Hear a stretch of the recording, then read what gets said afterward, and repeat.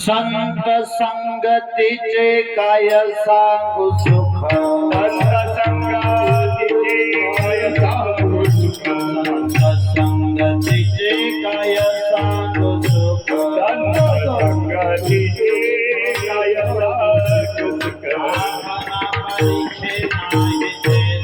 आपणा परीखे नाही तेथे, आपणा परीखे नाही तेथे, संत संगतीचे काय सांगू सुख, संत संगतीचे काय सांगू सुख, संत संगतीचे काय सांगू सुख, संत संगतीचे काय सांगू सुख. आपणा परीखे नाही तेथे, आपणा परीखे नाही तेथे, आपणा परीखे नाही तेथे. साधू थोर जाना, साधू थोर जाना, साधू थोर जाना, साधू थोर जाना, थोर जाना, साधू थोर जाना, साधू थोर जाना, साधू थोर जाना, थोर जाना कलियुगी, साधू थोर जाना कलियुगी, साधू थोर जाना कलियुगी. इहलोकी तुझे सर्वभूते सम, इहलोकी तुझे सर्वभूते सम, इहलोकी तुझे सर्वभूते सम, इहलोकी तुझे सर्वभूते नित्यमा शरीराचा भ्रमाने नौकदा शरीराचा भ्रमाने नकला शरीराचा भ्रमाने नकला साधू थोर जाना साधू थोर जाना साधू कर जाना थोर जाना साधू थोर जाना साधू कर जाना साधू थोर जाना कलियुगी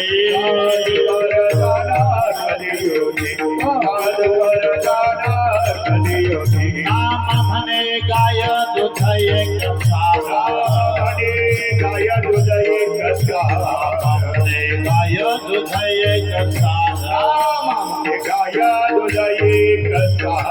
निरंतर भरते तैसा नाम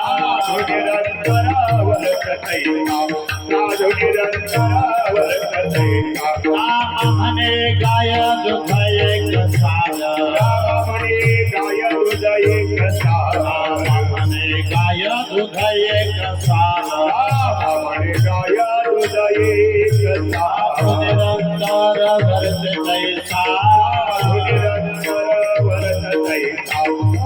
निरंतर भरते तैसा साधू थोर जाना साधू थोर जाना साधू थोर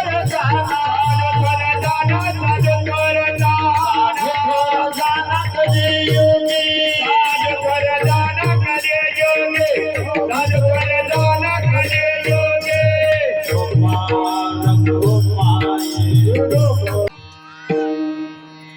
संत संगतीचे काय सांगू सुख संत संगतीचे काय सांगू सुख संग संगतीचे काय सांगू सुख संत संगतीचे काय सांगू सुख संत संगतीचे काय सांगू सुख संत संगतीचे काय सांगू सुख संग संगतीचे काय सांगू सुख संत संगतीचे संगतीचे काय सांगू सुख अपना परिचय अपना परिचय नाही देते साधू थोर जाना साधू थोर जाना साधू थोर जाना साधू थोर जाना आपणा पारिके नाही दिती आपणा पारिके नाही ते साधू थोर जाना साधू थोर जाना साधू थोर जाना साधू संगतीचे काय सांगू सुख संत संगतीचे काय सांगू सुख संत संगतीचे काय सांगू सुख संत संगतीचे काय सांगू दुःख अपना परिचय अपना परिचय नाही देते साधू थोर जाना साधू थोर जाना साधू थोर जाना साधू थोर जाना आपणा परिचय नाही देते आपणा परिचय नाही देते साधू थोर जाना साधू थोर जाना साधू थोर जाना साधू थोर जाना साधू थोर जाना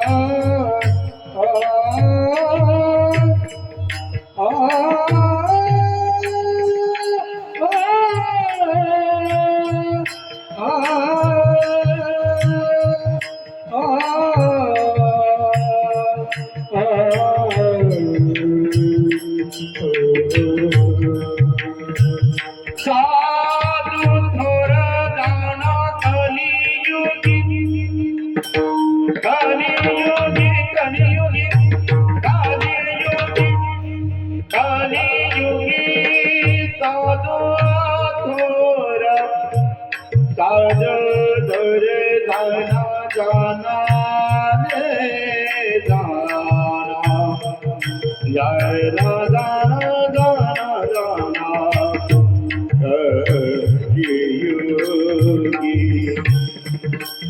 कलियुगी साधु थोर जाना जाना रे बड़ी खबर साधु थोर जाना जाना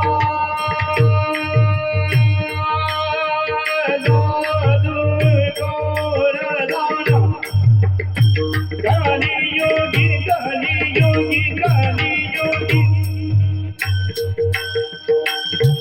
कलियुगी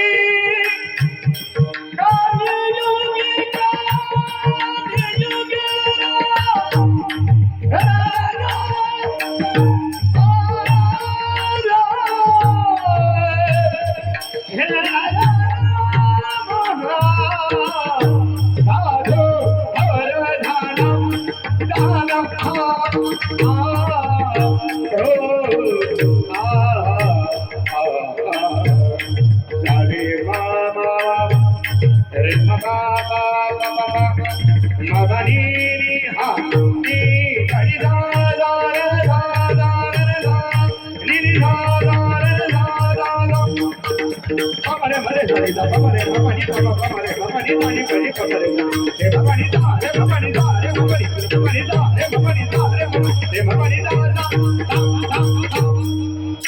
साधु थोर जाना कलियुगी साधु थोर कलियुगी साधु थोर साधु थोर साधु थोर साधु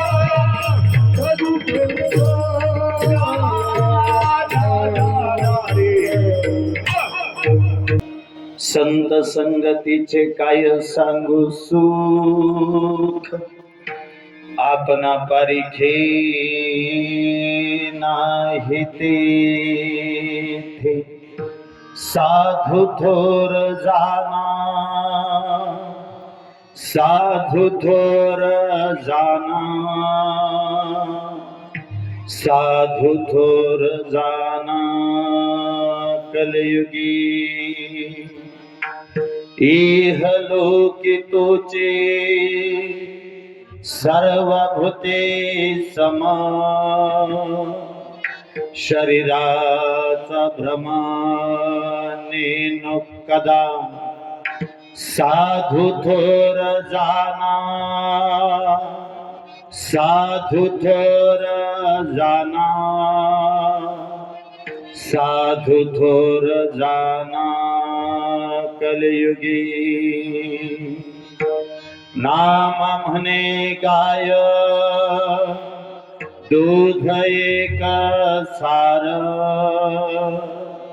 साधु निरंतर वर्ते तैसा साधु थोर जाना साधु थोर जाना साधु थोर जाना कलियुगी वक्रतुंड महाकाय सूर्यकोटि समप्रभ निर्विघ्नं कुरु मे देव सर्वकार्येषु सर्वदा महायोगपीठे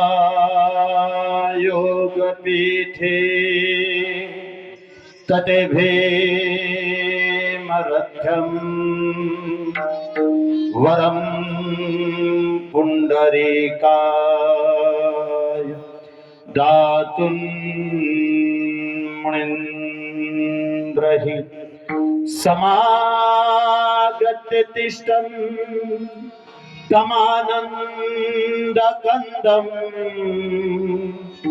परब्रह्मलिङ्गं भजे पाण्डुरङ्गम् प्रथमानमना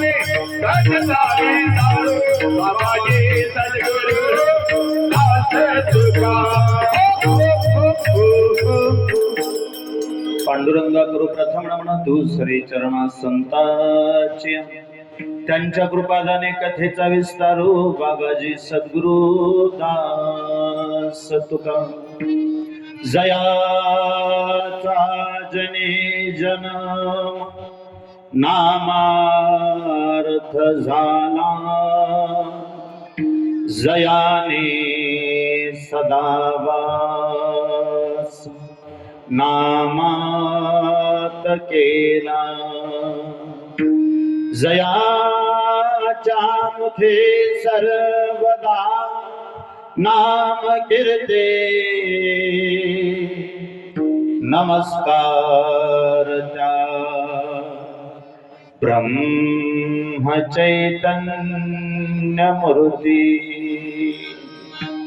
संत संगतीचे काय सांगू सुख आपणा परीखे नाही तेथे साधू थोर जाना साधू थोर जाना साधू थोर जाना कलियुगी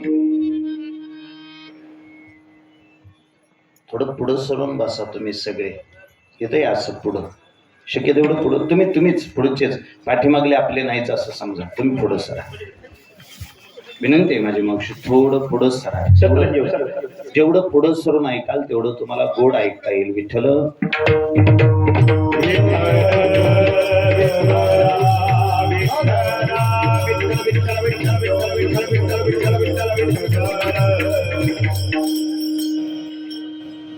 प्रस्तुत प्राप्त प्रसंगी कीर्तनरूपी सेवेसाठी निवडलेला अभंग, गायलेला अभंग, उच्चारलेला अभंग प्लेन करा आवाज माझा स्वच्छ ठेवा.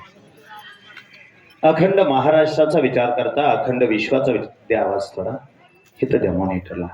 अखंड महाराष्ट्राचा विचार करता, अखंड विश्वाचा विचार करता, या विश्वातील एक अधिकार संपन्न संत. मुळात संत म्हटलं की त्याच्या पुढे विशेषत्वाने अधिकार संपन्न हा शब्द जोडावा लागत नाही. सतेज बुवा, संत म्हटल्यानंतर कोणत्या संताची उंची सांगावी, कोणत्या संतांचा अधिकार सांगावा, ज्याचा त्याचा अधिकार वेगळा आहे, ज्याचं त्याचं अधिष्ठान वेगळं आहे, ज्याचं त्याचं महाराष्ट्राच्या मातीसाठी योगदान वेगळं आहे. ज्ञान म्हटलं की आळंदीचे ज्ञानोबा आठवतात, शांती म्हटलं की पैठण निवासी शांतीब्रह्म एकनाथ महाराज आठवतात, भक्ती म्हटलं की संत शिरोमणी नामदेवराय आणि वैराग्य म्हटलं की जगद्गुरु तुकोबाराय आठवतात. खरं सांगू का, ह्यातल्या प्रत्येक संताचे महाराष्ट्राच्या मातीवर झालेले उपकार सांगायचे झाले, सूरजदादा अगदी मुळापासून ऐकायचं असलं तर मुळापासून ऐका. मुळात या महाराष्ट्रावर शेवटचं 12व्या शतकातलं शेवटचं राज्य झालं राजा रामदेवराय, राजा कृष्णदेवराय. त्या कृष्णदेवरायाचं त्या देवगिरीवर साम्राज्य असताना एक क्रूर कर्मा त्या देवगिरीवर चालून आला, त्याचं नाव अल्लाउद्दीन खिलजी. अल्लाउद्दीन खिलजी धावून आला, चालून आला. गणोबुवा, तो अल्लाउद्दीन खिलजी एवढा क्रूर कर्मा होता, एवढा क्रूर कर्मा होता, त्याच्यासाठी पद्मावती राणीने जोहार केलता, हे अल्लाउद्दीन, मी माझा पवित्र देह तुझ्यासारख्या पाप्याच्या स्वाधीन करण्यापेक्षा हा देह मी जाळून टाकेन, असं म्हणून पद्मावती राणीने जोहार केला. तब्बल 40,000 स्त्रिया तिथं मरून गेल्या. पण एक आहे, इतिहास तिथं थांबत नाही, इतिहासातल्या घटना तिथं थांबत नाहीत. बहुतेक तुमच्या सगळ्यांना जाण करून देतो, ज्यावेळी 40,000 महिलांनी एकाच वेळी जोहार केला, अल्लाउद्दीन खिलजीनं तो जाळ 1 वर्षभर विजूनच दिला नव्हता. काय म्हटला बुवा, अल्लाउद्दीन खिलजीनं तो जाळ 1 वर्षभर विजून दिला नव्हता. जर तुमच्या नगरातल्या स्त्रिया माझ्या उपभोग्य नसतील तर नगरातले पुरुष त्याने जिवंत कापले आणि ते पुरुष त्याने त्या जाळात टाकले. 1 वर्षभर तो माणसं जाळत राहिला. एवढा क्रूर कर्मा अल्लाउद्दीन खिलजी महाराष्ट्रावर चालून आला. शंकरदेवरायाने हे स्वराज्य त्याच्या स्वाधीन केलं. तथा तिथून पुढं देव, देश, धर्म तिन्ही गोष्टी अडचणीत आल्या. वाचलं मी कुठंतरी, तथा तुम्हा सगळ्यांना प्रमाणात आहे, यदा यदा ही धर्मस्य ग्लानिर्भवति भारता. ज्या ज्यावेळी धर्म संकटात येतो त्यावेळी म्हणे तो अवतार घेतो. थोडं तुम्ही ऐकणारी माणसं आहे असं माझं समज आहे, आणि म्हणून थोडं आणखी स्वच्छ बोलतो. अवतार या शब्दाचा अर्थ नेमकं काय? अवतार या शब्दाचा सोपा अर्थ सांगतो. खालचा वर गेला की त्याला उद्धार म्हणायचं, खालचा वर गेला की उद्धार म्हणायचं, वरचा खाली आला की अवतार म्हणायचं. बुवा पुन्हा एकदा सांगा, खालचा वर गेला की त्याला उद्धार म्हणायचं आणि वरचा खाली आला की त्याला अवतार म्हणायचं. मग वरच्यांना खाली यावंच कशासाठी लागतं? बाकी तुम्ही येथे उपकारासाठी आले घर ज्या वैकुंठी, ह्या प्रमाणानं तुम्ही वरचे खाली कशासाठी येतात ते सांगू शकता. मी माझ्या निर्भूताची ताकद लावून थोडस सांगू का? वरच्यांना खाली कशासाठी यावं लागतं?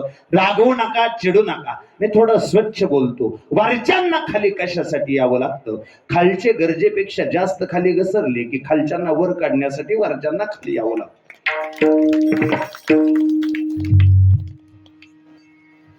काय म्हणला बुवा? खालचे गरजेपेक्षा जास्त खाली घसरले की खालच्यांना वर घेण्यासाठी वरच्यांना खाली यावं लागतं. ऐका गड्या, या देशावर धर्मावर संकट आलं, तुमच्या माझ्या घरात रामायण महाभारतासारखे ग्रंथ सापडले तर तुमचा माझा शिरच्छेद होऊ लागला. अशा काही कोणीतरी पुढे येणं गरजेचं होतं. पण कोण येतं पुढे देवा? माझीच गाडी, माझीच माडी, माझ्याच बायकोची गोलगोल साडी, एवढ्यापर्यंत माणसं जगायला लागली. त्याच काळी तशी जगत होते असं नाही. आज तरी आम्ही त्याच्यापेक्षा वेगळं काय केलं? एका गुंठ्यात घर बांधलं, त्या घराला कंपाऊंड केलं, त्याला गेट केलं, आणि गेटवर सध्या आम्ही बोर्ड लावलेत कुत्र्यापासून. कशाला कुत्र्याच्या आड लागता? डायरेक्ट लिहा ना, आमच्या घरी येऊ नका. मग नाही गळ्याचे नाही, अतिथी देवो भव पासून सुरुवात झाला रे आपली संस्कृती. पाहुणा आल्यानंतर 4-4 दिवस आपल्या घरात राहायचा तिथपासून आपली संस्कृती. कुत्र्याची भीती दाखवून माणसं माघारी फिरवायची सवय कधीपासून लागली कोणास ठाऊक. पण माझं स्वच्छ मत आहे गड्या, ज्या काळात कुणी कोणासाठी जगायला तयार नव्हतं त्या काळात ज्ञानोबरायांनी या वारकरी संप्रदायासाठी प्रचंड मोठं योगदान दिलं. झोपले होते त्यांना जागं केलं, जागे होते त्यांना उठून बसवलं, बसले होते त्यांना उभा केलं, उभा होते त्यांना चालायला लावलं, चालत होते त्यांना पळायला लावलं. पळणाऱ्याच्या खांद्यावर भगव निशान देऊन माझ्या ज्ञानोबांनी सकल वारकरी संप्रदायाचा पाया रचला. ज्ञानदेवे रचला पाया, उभारिले देवालया. या संप्रदायाच्या इमारतीला आधार देण्याचं काम पैठणच्या नाथांनी केलं. नामदेवरायांनी या इमारतीचा विस्तार केला आणि तुकोबा या इमारतीच्या कलस्थानी विराजमान झाले. वाटतं कधीतरी माझ्यासारख्या निर्बुद्धाला या संतांचे उपकार सांगावेत आणि उपकार सांगून त्या संतांच्या उपकारातून उतराई व्हावं. फक्त एक आहे गड्या, त्यांच्या उपकारातून आपण उतराईच होऊ शकत नाही. आपण काय उतराई होणार? पाठीमागल्या काही दिवसापूर्वी आळंदीला ती सगळी मंदिर समिती एकत्र आली आणि मंदिर समितीने असं ठरवलं म्हणे ज्ञानोबांच्या जन्माला 750 वर्ष पूर्ण झालेत. अख्खी मंदिर समिती एकत्र आली आणि मंदिर समितीने ठरवलं ज्ञानोबांच्या जन्माला 750 वर्ष पूर्ण झालेत, म्हणून आपण ज्ञानोबांच्या उपकारातून उतराई होण्याचा थोडासा प्रयत्न करू. मग थोडासा प्रयत्न करू म्हटल्यानंतर नेमकं काय करावं? तेव्हा सर्वानुमते असं ठरलं, म्हणले असं करूया, ज्ञानोबरायांच्या मंदिराला सोन्याचा कळस बसवूया. बरं, मंदिराला सोन्याचा कळस बसवायचा ठरला. किती किलो वजनाचा बसवायचा? थोडं ताट बसा तुम्ही सगळ्याजणी, तुम्हाला प्रश्न येणार आहे. किती किलो वजनाचा बसवायचा? सर्वानुमते ठरलं, म्हणले ज्ञानोबांच्या मंदिराला सोन्याचा कळस बसवायचा आणि तोही 11 किलो वजनाचा सोन्याचा कळस बसवायचा. थोडं ताट बसा. त्यावेळी सोनं 1,00,000 रुपये तोळा होतं. मला सांगा कोणीतरी, ज्यावेळी सोनं 1,00,000 रुपये तोळा असेल त्यावेळी 11 किलो सोन्यासाठी किती खर्च येईल?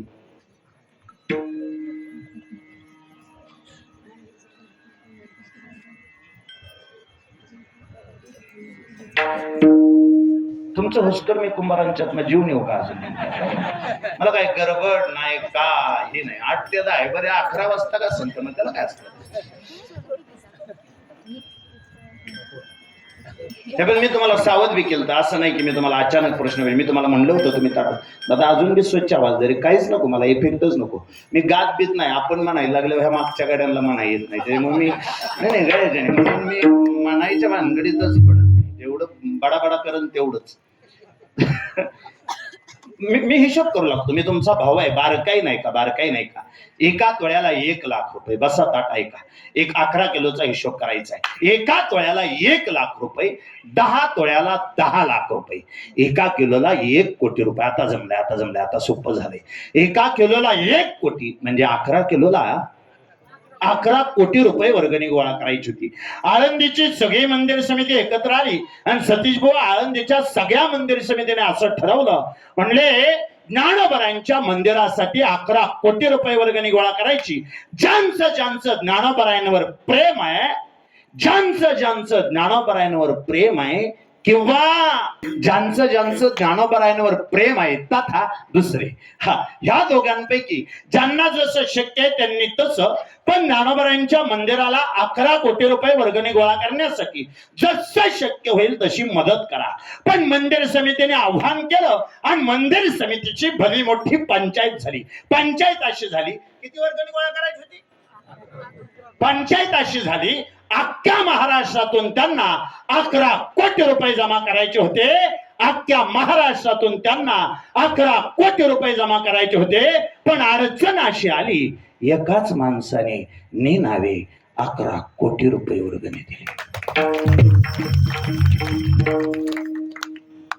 ऐकताय की मी अजून एकदा बोलतो. एका माणसाने दिली म्हणून कोकरे महाराज मला जास्त आनंद झाला नाही. एका माणसाने दिली म्हणून नाही, नावे दिली ह्याचं जरा जास्त कौतुक वाटलं. अहो 11 रुपये वर्गणी दिली तर माणूस 11 पुकारायला होता. म्हणलं आमचं नाव आलं नाही. अहो मग अशी पुकारलं नाही, नाही अजून एक बार पुकारा. घरची म्हणते ते अख्ख्या गावाचं नाव आलं ना आपलंच 11 रुपये कोणी खाल्लं. मग तुम्हीच जाताय आता खाल्ला असतील त्याच्या परास एक बार त्यांना आपलं नाव पुकारायला हवा. बरं पुकारणाऱ्या बिचाऱ्याला प्रचंड राग आलेला असतो. ते म्हणतो 11 रुपयात काल्याच्या कीर्तना दिवशी तुझी 6 माणसं जेवायला होती. पण त्याला बिचाऱ्याला तसं म्हणून चालत नाही, त्याने मोठ्याने तसं म्हणायचं बी नसतं. मी आणखी एक वाक्य सांगा सतीश बुवा, बहुतेक ज्याला ज्ञान आहे त्याने पुकारायला नाही थांबलं तरी चालेल, ज्याला ज्ञान आहे त्याने पुकारायला नाही थांबलं तरी चालेल. गाव बोलल्याला ज्याला सहन होतं त्याने पुकारायला थांबायचं. गाव बोलल्याला सुद्धा ज्याला सहन होतं, ज्याला कुणीही बोलल्याला सहन होतं त्याने तिथं थांबायचं. बहुतेक एवढं करून बी गाव चांगलं म्हणेल याची अपेक्षा अजिबात धरू नका. चला राग येईल माझ्या बोलण्याचा, आणखी बोलतो. गावाने चांगलं काय म्हणावं याच्यासाठी यात सहभागीच व्हायचं नसतं. माझ्या पंढरपूरच्या काळ्या देवाने मला चांगलं म्हणावं याच्यासाठी यात सहभागी व्हायचं. अतिशय सहज साधं सोपं. ज्ञानोबांच्या मंदिराला 11 किलो सोन्याचा कळस बसवायचा होता, पण एकाच माणसाने 11 कोटी रुपये वर्गणी दिली आणि नावे दिली. मी आणखी एक वाक्य बोलेन गड्या, जगात अशी काही पुण्य करत जा ज्याचा साक्षीदार फक्त भगवंतच असावा. सगळ्याच गोष्टी जाहिरातीत करायच्या नसतात. समजा एखाद्या शेतकऱ्याने धान्य पेरलं, समजा एखाद्या शेतकऱ्याने ज्वारी पेरली आणि पेरलेली ज्वारी त्याने झाकलीच नाही, तर न झाकलेली ज्वारी 10 दिवसात उगवून येईल का त्याला 15 दिवस लागतील.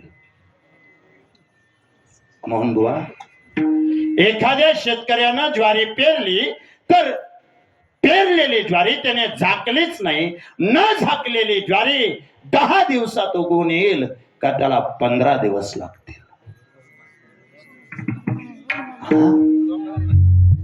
ताट बसून ऐकता का पुढचं वाक्य? ऐका. उगवणारच नाही असं जर तुमचं मत असेल तर ध्यानात ठेवा, धान्य असू द्या नाहीतर पुण्य असू द्या, झाकलं तरच उगवतं एवढं मात्र नक्की. तुम्ही जर त्याची जाहिरात करायला लागला तर बहुतेक ते उगवत नाही. कोरोनाच्या काळामध्ये काही जणांनी 5-5 रुपयाचे बिस्किटचे पुडे दिले आणि गोरगरिबाच्या लेकराबरोबर फोटो काढला आणि तो फोटो स्टेटसला ठेवला. गोरगरिबांच्या लेकराला कोरोनाच्या काळामध्ये मदत करत असताना गावचे उमलते नेतृत्व आदरणीय भैयासाहेब, तुमच्या भैयासाहेबाला 2 पाप लागली. 2. पहिलं पाप त्याने केलेल्या मदतीची त्याने जाहिरात केली, हे पहिलं पाप आहे. आणि दुसरं पाप त्या गरीबाच्या गरिबीची त्याने जाहिरात केली, हे त्याचं दुसरं पाप आहे. काही पुण्य अशीही करत जा ज्याचा साक्षीदार फक्त भगवंत असावा. 11 कोटी रुपये वर्गणी दिली, ने नावे दिली. मग मात्र मंदिर समितीची पंचायत झाली. 11 किलो सोन्याचा कळस बसवायचा होता. तिथं 15 ऑगस्ट दिवशी माझ्या ज्ञानोबाच्या मंदिराला तब्बल 25 किलो सोन्याचा कळस बसला. पण माझ्यासारख्याला आजही वाटतं गणोबुवा, आळंदीत गेल्यानंतर माझ्या ज्ञानोबांची उंची मोजण्यासाठी आम्हाला मंदिरावरचा सोन्याचा कळस बघावा लागत नाही. आजही माऊलींच्या दरबारात उभा राहिल्यानंतर माझ्या ज्ञानोबांची उंची मोजण्यासाठी आम्हाला मंदिरावरचा सोन्याचा कळस बघावा लागत नाही. माऊलींच्या अंगणात असणारं सुवर्ण पिंपळाचं झाडच माझ्या ज्ञानोबांची उंची सांगतं. जयाची द्वारे सोन्याचा पिंपळ, अंगी आईसे बळ रेडा बोले. माऊलींनी मस्तकावर हात ठेवल्यानंतर रेडा बोलला.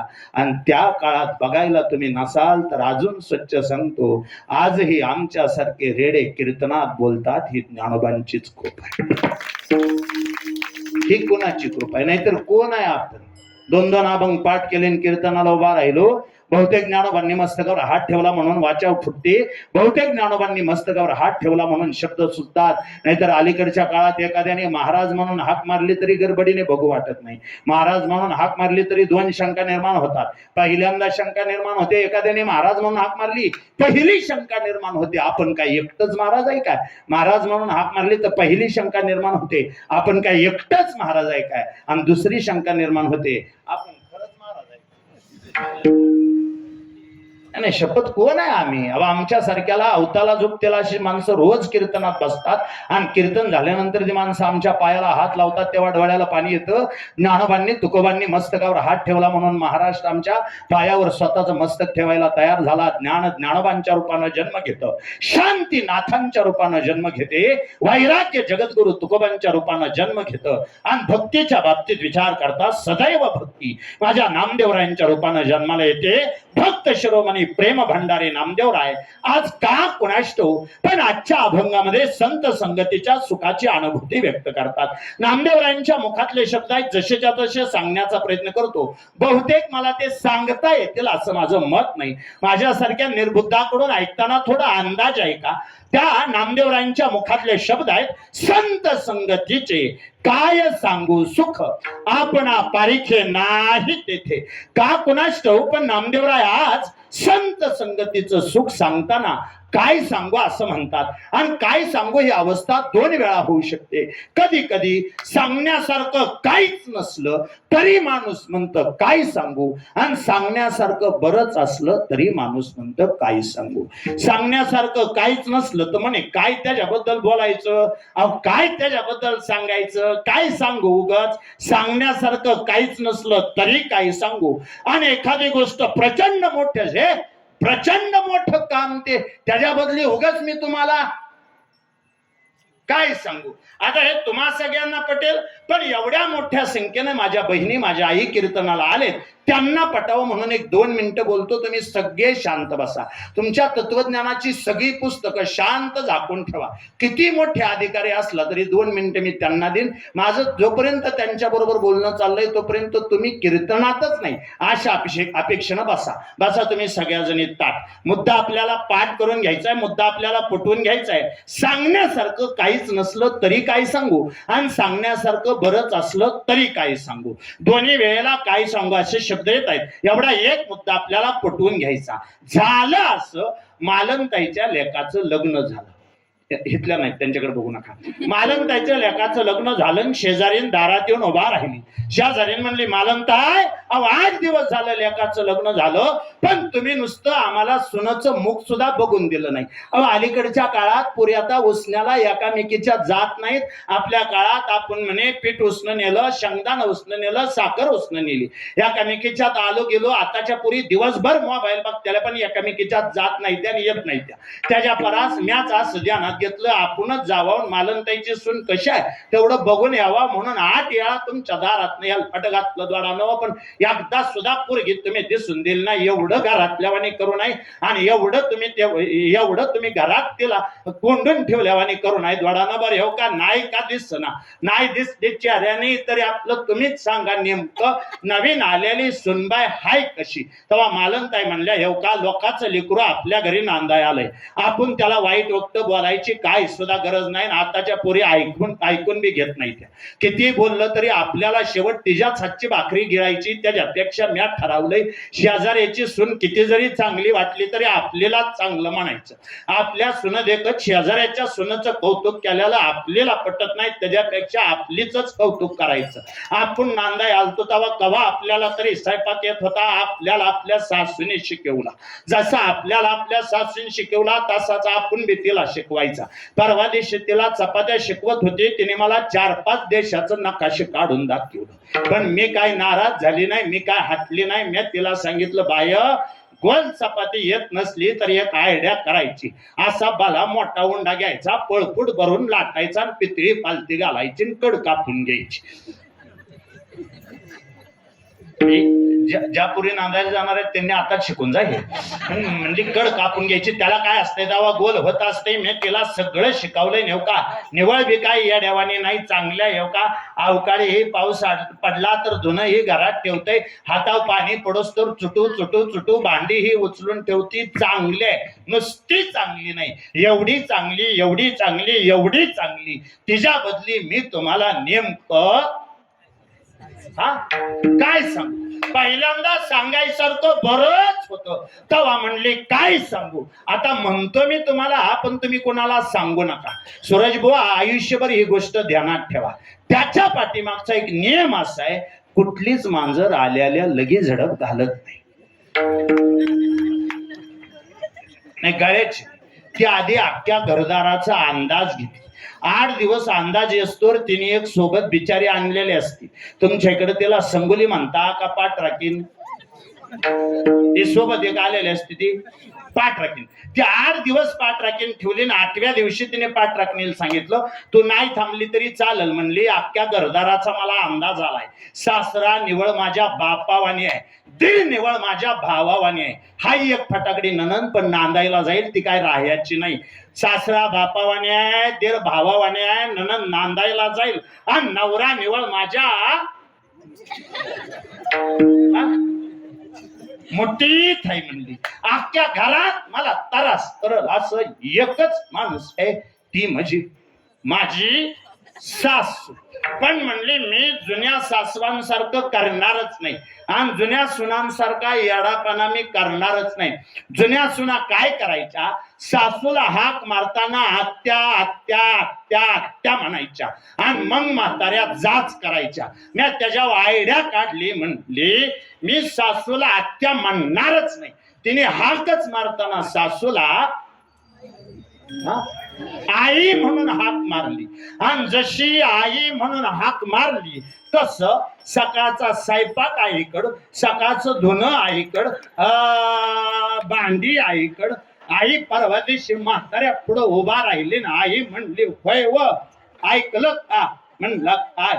म्या एकटीने काय काय सांभाळायचं, आलं गेलं म्या सांभाळायचं, स्वयंपाक म्या सांभाळायचा, शरडक करडक म्या सांभाळायची, दारातली गिदाड म्या सांभाळायची, मी एकटी काय काय सांभाळू? म्हातारं म्हणलं सप्ता उठोस्तोर तोंड सांभाळ, बाकीचं सगळं तपलं ते सांभाळत्याली, नुसता सप्ता उठोस्तोर तोंड तेवढं सांभाळ पाय, कोणाला काय म्हणू नको का कुणा तो.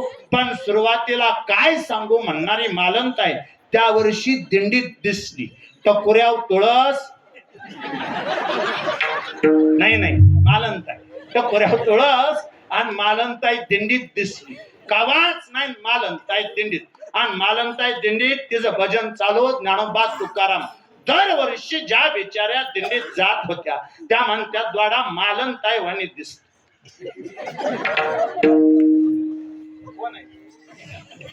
असं बिचारे एकामेकीला म्हणल्या, कोण आहे ती? अहो म्हणली मालंताई. नाही मालंताई येत असते तेव्हा म्हणली. दारात सप्ता बसला देवीच्या शेजारी तर कवा कीर्तनाला आली नाही आणि ती दिंडीला येत असते वय म्हणली. एखादशी दिवशी तिच्या घराभोवती टरफल गावते ती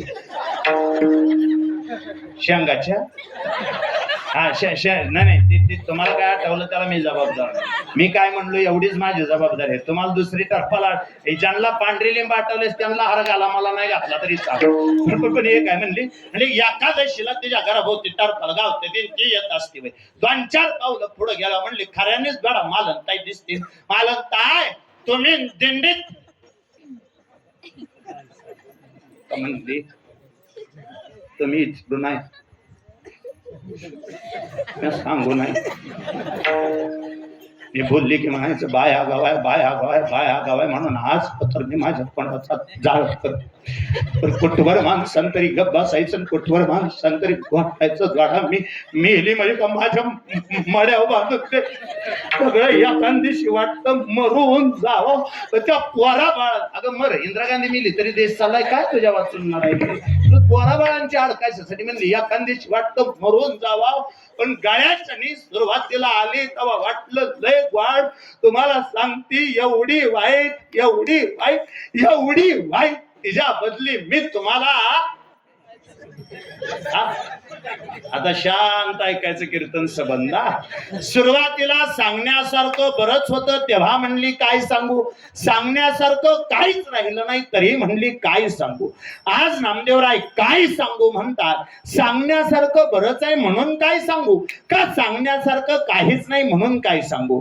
ज्यांच्या पुढं माईक आहे ती लोक ताट उभा राहून तुम्हाला प्रमाण देतील. हे ऐका, फक्त नामदेवरायच काय सांगू असं म्हटले नव्हते. एकदा तुकोबांना आम्ही विचारलं होतं, बुवा संतांची या जीवावरचे उपकार काय, तेव्हा तुकोबा सुद्धा काही सांगूच काय सांगू आता, काय सांगू आता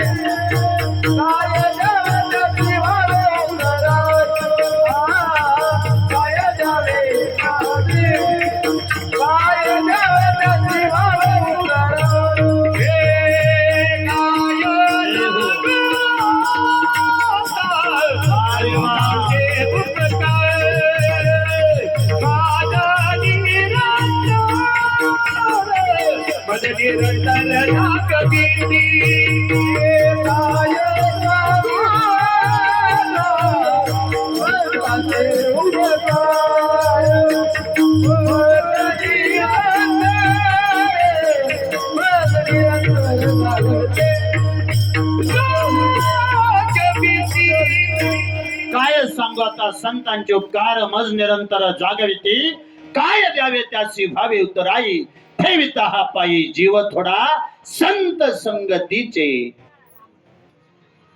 काय सांगू सुख काय सांगू म्हणू नका नामदेवराय एखादं सुख सांगा आपणा परीखे नाही तेथे संतांच्या दरबारात कोणी आपलं नाही त्यांच्या दरबारात कोणी परक नाही माऊली महावैष्णव ज्याप्रमाणे वर्णन करतात जो खंडावया घाव घाली का लावणी जयाने केली दोघा एकची सावली वृक्ष दे जायचा झाड ज्याप्रमाणे घाव घालणाराला ही सावली देत पाणी घालणाराला ही सावलीच देत संत त्याप्रमाणे चांगला आला तरी कृपा करतात आणि एखादा हो का दुराचारी विषयी आसक्त संत कृपे त्वरित उद्धरती एखादा दुराचारी आला तरी त्याचा उद्धार करतात एखादा विषय आला तरी त्याचा उद्धार करतात एखादा आसक्त आला तरी त्याचा उद्धार करतात ज्याच्या दरबारात आपपर भाव आहे त्याला देव म्हणा आणि ज्यांच्या दरबारात कसलाच आपपर भाव नाही त्याला संत म्हणा म्हणून साधू थोर जाना साधू थोर जाना साधू थोर जाना कलियुगी बुवा सतीश बुवा गणू बुवा कोकरे महाराज महादेव बुवा सूरज बुवा मोहन बुवा सगळे ऐका ऐका ऐका ऐका व्याकरण शास्त्राचा एक नियम असा आहे बाबा नीट ऐका बारकाईनं तुम्ही सगळे कीर्तनात आहात म्हणून मी एवढं बोलण्याचा प्रयत्न करतोय व्याकरण शास्त्राचा एक नियम असा आहे एक शब्द दोनदा उच्चारला की तिथं द्विरुक्तीचा दोष आहे एक शब्द दोनदा उच्चारायला परवानगी नाही एक शब्द दोनदा लिहायला परवानगी नाही एक शब्द दोनदा बोलायला परवानगी नाही जर असं असेल तिथं द्विरुक्तीचा दोष लागत असेल जर दोनदा उच्चारल्यावर द्विरुक्तीचा दोष लागत असेल तर तीनदा उच्चारल्यावर दोष लागेल की पोलिसांना अडवलं म्हणले टेबल सीटला दंड आहे म्हणले आम्ही टेबल नाही चौघ आहे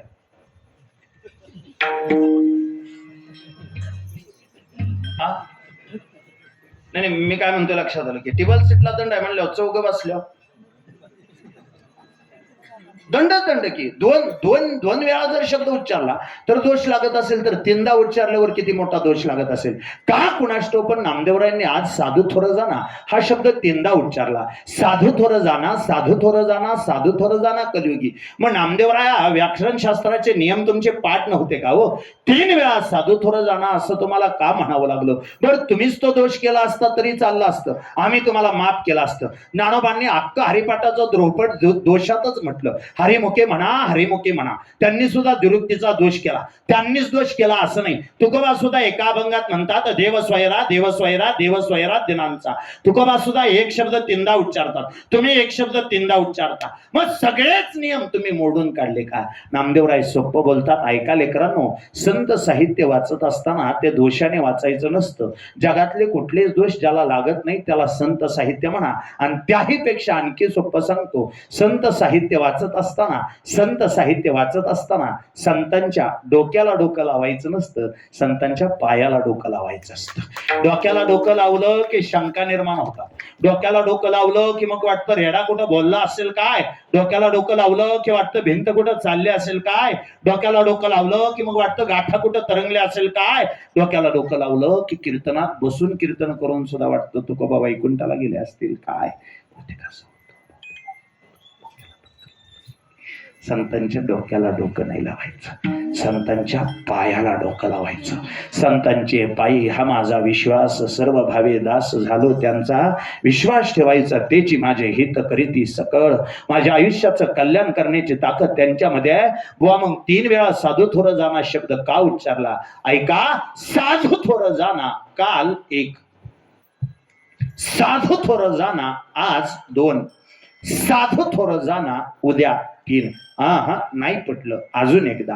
कृत त्रेता द्वापार या 3 युगाचा विचार केला तर पांडुरंगा कृत युगामध्ये तू थोर आहे, त्रेता युगामध्ये तू थोर आहे, द्वापार युगामध्ये तू थोर आहे. पण माफ कर देवा, कलयुगामध्ये तुझ्यापेक्षा माझे ज्ञानोबा थोर आहे. साधू थोर जाना, साधू थोर जाना, साधू थोर जाना कलियुगी. बुवा हे सगळं मान्य झालं, फक्त हे सांगा पोटासाठी संत झाले कलित बहुत, मग या कलियुगात साधू म्हणू कोणाला. बहुतेक सोपं आहे की साधू कोणाला म्हणायचं. भगवी कपडे घातली, गळ्यात टप्पड्या माळा घातल्या की साधू म्हणायचं. नाही नाही नाही, तसं नसेल. भगवी कपडे गळ्यात टप्पड्या माळा म्हणल्यानंतर भगवी कपडे घालून तर सीतेच्या दारात बी एक साधू येऊन उभा राहिला होता. सीतेच्या दारात आलता तो साधूच होता नाही का.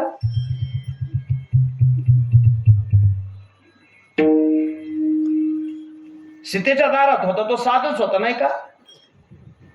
नाही मग कोण होता. रावण. आणि थोडं ताट बसू नाही का. आजही माझं स्वच्छ मत आहे, अजून बी सावध राहा.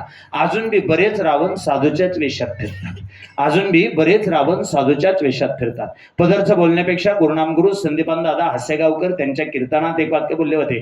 दादांच्या मुखातला जसंच्या तसं बोलण्याचा प्रयत्न करतो. दादा त्यांच्या कीर्तनात म्हणतात, संत असणाराला संत नाही म्हणलं तरी जगाचं जास्त नुकसान होत नाही, संत असणाराला संत नाही म्हणलं तरी जगाचं जास्त नुकसान होत नाही, पण चुकून संत नसणाराला जर तुम्ही संत म्हणला मग मात्र जगाचं प्रचंड मोठं नुकसान होतं. रावणासारख्याला जर संत म्हटला तर सीतेच्या सुद्धा आयुष्याचं वाटोळं होऊ शकतं.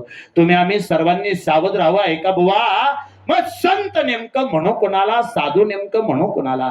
जे का रंजले गांजले त्याचे म्हणे जो आपुले, तोची साधू ओळखावा देव तेथेची जाणावा. तहानलेल्याला पाणी देतो साधू म्हणा, भुकेल्याला अन्न देतो साधू म्हणा, गरजवंताची गरज पूर्ण करतो साधू म्हणा. नाहीतर असं करा, साधू कोणाला म्हणाल, इहलोकी तोची सर्वभूती सम, जो सगळ्यांबरोबर सारखा वागतो त्याला साधू म्हणा. मुंगीपासून ब्रह्मदेवापर्यंत कुणामध्ये जो भेद करत नाही त्याला साधू म्हणा. नामदेवराया असं राहते.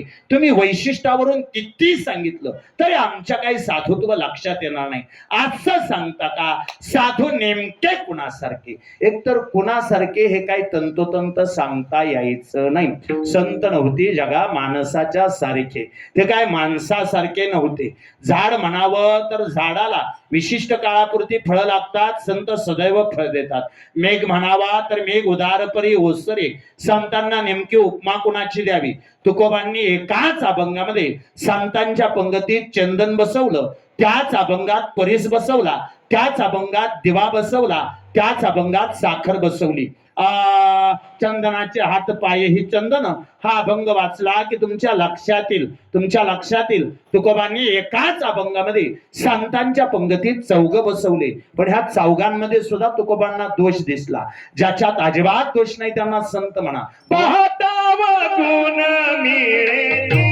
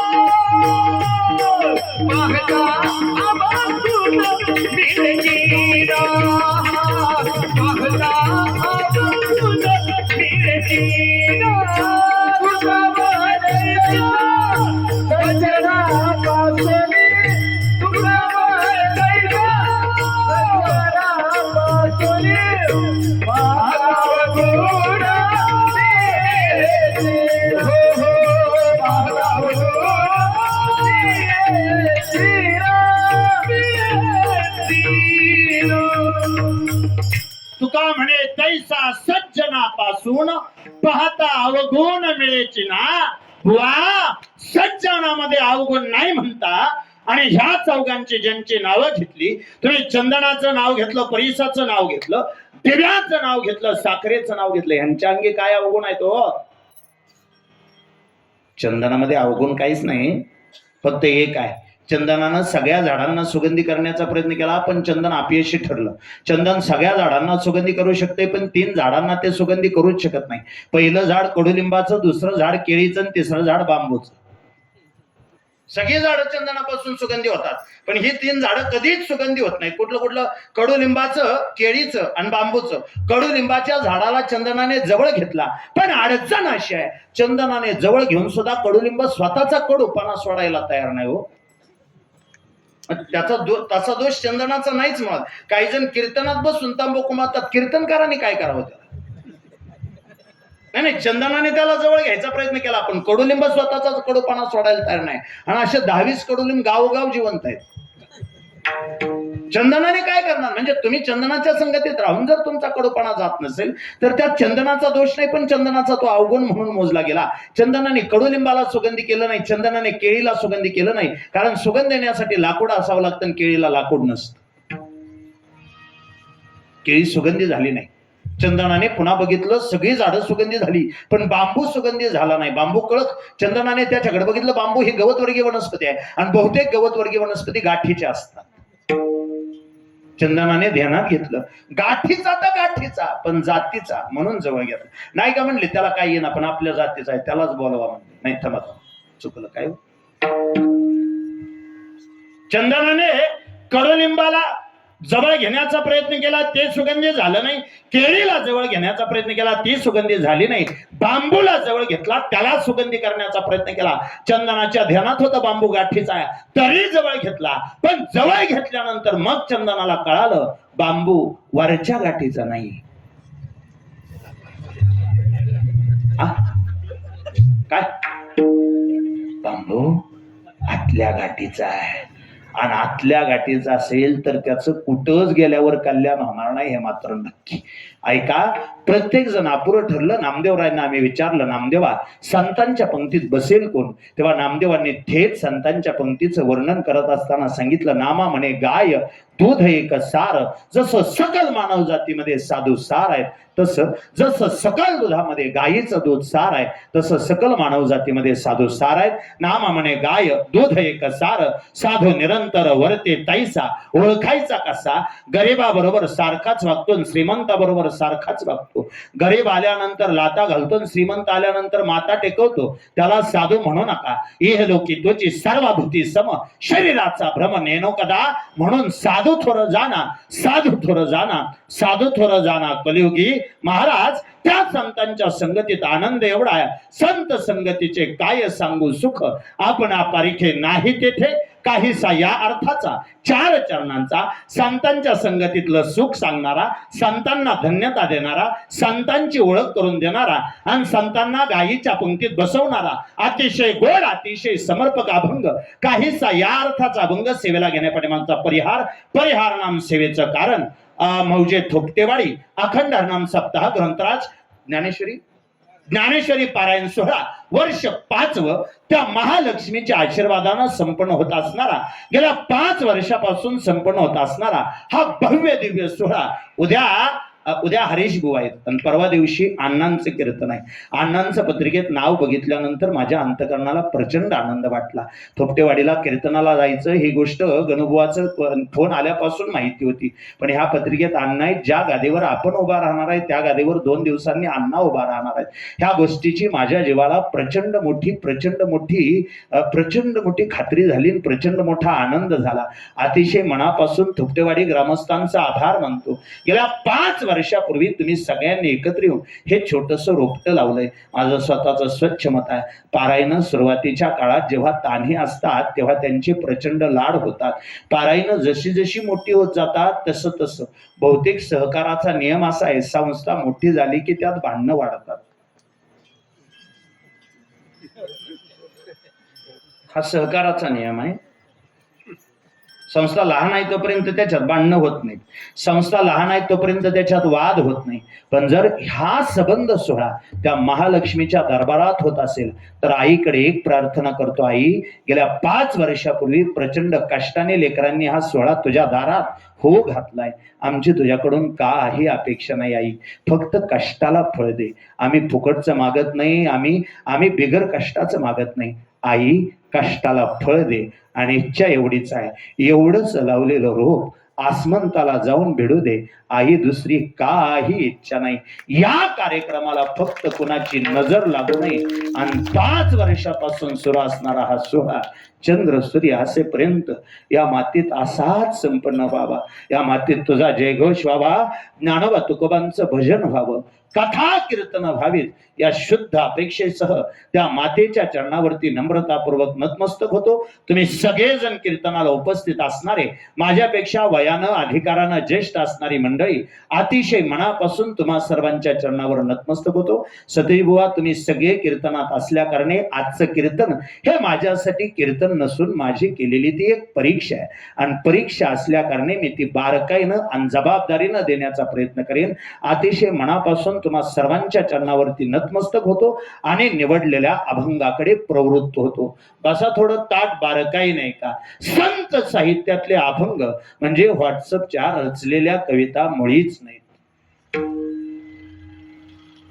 आज जरी नामदेवराय संत संगतीचे काय सांगू सुख म्हणत असतील तरी उगाच सुचलं म्हणून रचलं अशी ही रचलेली गाणी नाहीत. तो माझं स्वच्छ मत झालंय गणपा. ह्या एका एका अक्षरासाठी संतांनी खूप मोठा त्याग केलाय. एका एका अक्षरासाठी संतांनी खूप मोठं योगदान दिलंय. ही सुरेश बुवा रचलेली गाणी गावीत आणि कीर्तन पूर्णत्वाला न्यावं अशी माझी अजिबात इच्छा नाही. माझी ती इच्छा बी मरून गेली. सतीश बुवा सुरुवातीला कीर्तनाला उभा राहिल्यानंतर मी बरीच वर्ष तसाही प्रयत्न केला, कदाचित ते माझं अज्ञान होतं, पण पुन्हा माझ्या गोष्टी काही लक्षात आल्या. अरे ज्याची आई एवढी श्रीमंत असते, जोपर्यंत आईचा पान आटत नाही तोपर्यंत दुसऱ्याच्या पुढे भिकाऱ्यासारखं उभा राहायचं नसतं. ज्ञानोबा तुकोबांसारख्या माझ्या आईचा पाना एवढा गोड आहे, माझ्यासारख्यानी मरेपर्यंत पिलं तरी त्यांचा पाना आटायचा नाही. मग जर ते एवढे श्रीमंत असतील तर मग आम्हाला जोर यावा. आई मायेचा सागर ढेकळात गेली.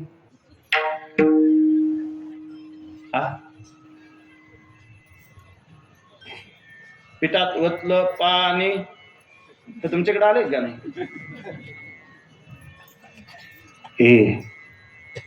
ह्या प्रत्येक अभंगाचे आमच्यावर अनंतविध उपकार आहेत. चला थोडं सोपं सांगा, अभंगाचं पावित्र्य कोणी जपावं, कीर्तनकाराने का समाजाने? तुम्ही नाराज आहे का माझ्यावर? सोडा की, डावा सोडा उजवा सोडा, कळू कळू द्या ना मला कुठल्या बाजूने बोलायचं. कुठला सोडा. कीर्तनकाराने अभंगाचं पावित्र्य जपावं का समाजाने जपावं? काय घेणं देणं आहे समाजाला? आमच्यासारख्या पाप्यांच्या चुली हे अभंग गायल्यानंतर पेटतात म्हणून आम्ही जपावं. आणि किती जपावं हे जर विचारत असेल तर सुरेश बुवा, मृदंग क्षेत्रातलं मी मोठं नाव घ्यायला निघालोय. गुरुनाम गुरु शंकर बापू आपेगावकर. बापूने असा मृदंग खांद्यावर घेतला आणि बापू अमेरिकेच्या विमानतळावर उतरले. कुठं? शेजारच्या गावात कीर्तन असलं तरी माझं 2 दिवस टेटस असतं, आजची कीर्तन सेवा आणि आजची कीर्तन सेवा. बापू अमेरिकेत उतरले. मृदंग असा खांद्यावर घेतला होता, प्रचंड मोठं नाव मृदंग क्षेत्रातलं. बापूंनी असा मृदंग खांद्यावर घेतला आणि बापू अमेरिकेच्या विमानतळावर उतरले. विमानतळावर उतरत असताना असाच पेहराव होता. अंगावर नेहरू होता, अंगावर धोतर होतं, गळ्यात उपरणं होतं, डोक्यावर टोपी होती. बापू तशा अवस्थेत उतरत असताना अमेरिकेतल्या काही लोकांनी, संयोजकांनी धावत येऊन बापूंना विनंती केली. म्हणे ते मृदंग आमच्याकडे द्या ना, ते वाद्य आमच्याकडे द्या. बापूंनी मृदंग मृदंग कुणाकडेच दिला नाही. जसाच्या तसा मृदंग खांद्यावर घेतला आणि बापू चालत राहिले. संयोजकांनी विनंती करून सुद्धा बापूंनी मृदंग कुणाला दिला नाही. तिथल्या एका मराठी पत्रकाराने ते बघितलं आणि तो मराठी पत्रकार धावत आला. त्या मराठी पत्रकारांनी बापूंच्या पुढे माईक धरला आणि बापूंना विचारलं, म्हणे हो एवढे संयोजक विनंती करतायत तर द्या ना ते वाद्य कुणाकडे तरी, तुम्ही ते वाद्य कुणाकडेच का देत नाही? तेव्हा बापूंच्या मुखातलं वाक्य आहे. डोळ्याला पाणी आलं आणि बापूंनी सांगितलं, बापू म्हणतात मी हे वाद्य कुणाकडे देत नाही, मी हा कुणाकडेच देत नाही त्याचं एकच कारण आहे, मी हा कुणाकडेच देत नाही त्याचं एकच कारण आहे, हा खांद्यावर आहे म्हणून मी अमेरिकेत आहे. हा खांद्यावर आहे म्हणून मी अमेरिकेत आहे. तुमच्या सगळ्यांसाठी हे वाद्य आहे पण माझ्यासाठी तो माझा पांडुरंग आहे. हे वाजवणारासाठी जर मृदंग पांडुरंग असेल, गाणाऱ्यांसाठी जर स्वर पांडुरंग असेल, तर आमच्या सारख्यांसाठी अभंग आमचा पांडुरंग आहे आणि आमच्या पांडुरंगाची प्रामाणिकपणे सेवा करणं हे आमचं निश्चिम कर्तव्य आहे. म्हणून जबाबदारीनं सांगतो गड्या, आजच्या अभंगाची पूर्वपीठिका मांडत असताना झालं असं, त्या वाळवंटात एक दिवशी सभा भरली. थांबा थांबा, चुकला शब्द माझा. मी काय म्हणलो? सभा म्हणलो. सभा नको नको, सभा नको म्हणायला. बहुतेक जिथं बोललेलं काहीच खरं केलं जात नाही त्याला सभा म्हणतात. सभा या शब्दाबद्दल आपला विश्वास उडून गेलाय. सभा या शब्दावर आपलं अजिबात प्रेम राहिलं नाही. गणुबुवा, सभा या शब्दाला एखादा पर्यायी शब्द आठवतो का बघतो. थांबा, त्या वाळवंटात आठवला. वाळवंटात चर्चा सुरू होती आणि चर्चा मोठ्यांची होती. नीट ऐका, मोठ्यांची चर्चा सुद्धा मोठीच असते. ज्या चर्चेत कुणाचा अपमान केला जात नाही, समजायचं चर्चा मोठ्यांची आहे. कुणाची माप काढली जात नाहीत, समजायचं चर्चा मोठ्यांची आहे. कुणाला कमी लेखलं जात नाही, समजायचं चर्चा मोठ्यांची आहे. कुणाचा अपमान केला जात नाही, समजायचं चर्चा मोठ्यांची आहे. कुणाची माप काढली जात नाहीत, कुणाची निंदा केली जात नाही, कुणाला कमी लेखलं जात नाही, कुणाचा अपमान केला जात नाही, समजायचं चर्चा मोठ्यांची आहे. आणि ह्या चारातला एक बी नियम मोडला मग समजायचं चर्चा मोठ्यांची नाही, ही चर्चा खोट्यांची आहे. आणि मी आणखी बोलतो, चर्चेत बसला तर कधीच कुणाला नावं ठेवू नका, कधी कुणाची माप काढू नका. आणखी एक वाक्य बोलतो, कधीच कुणाला कमी लेखू नका. हा काळ असतो. काही जणांनी गाजवलेला असतो, काही जण गाजवत असतात आणि काही जण गाजवणार असतात.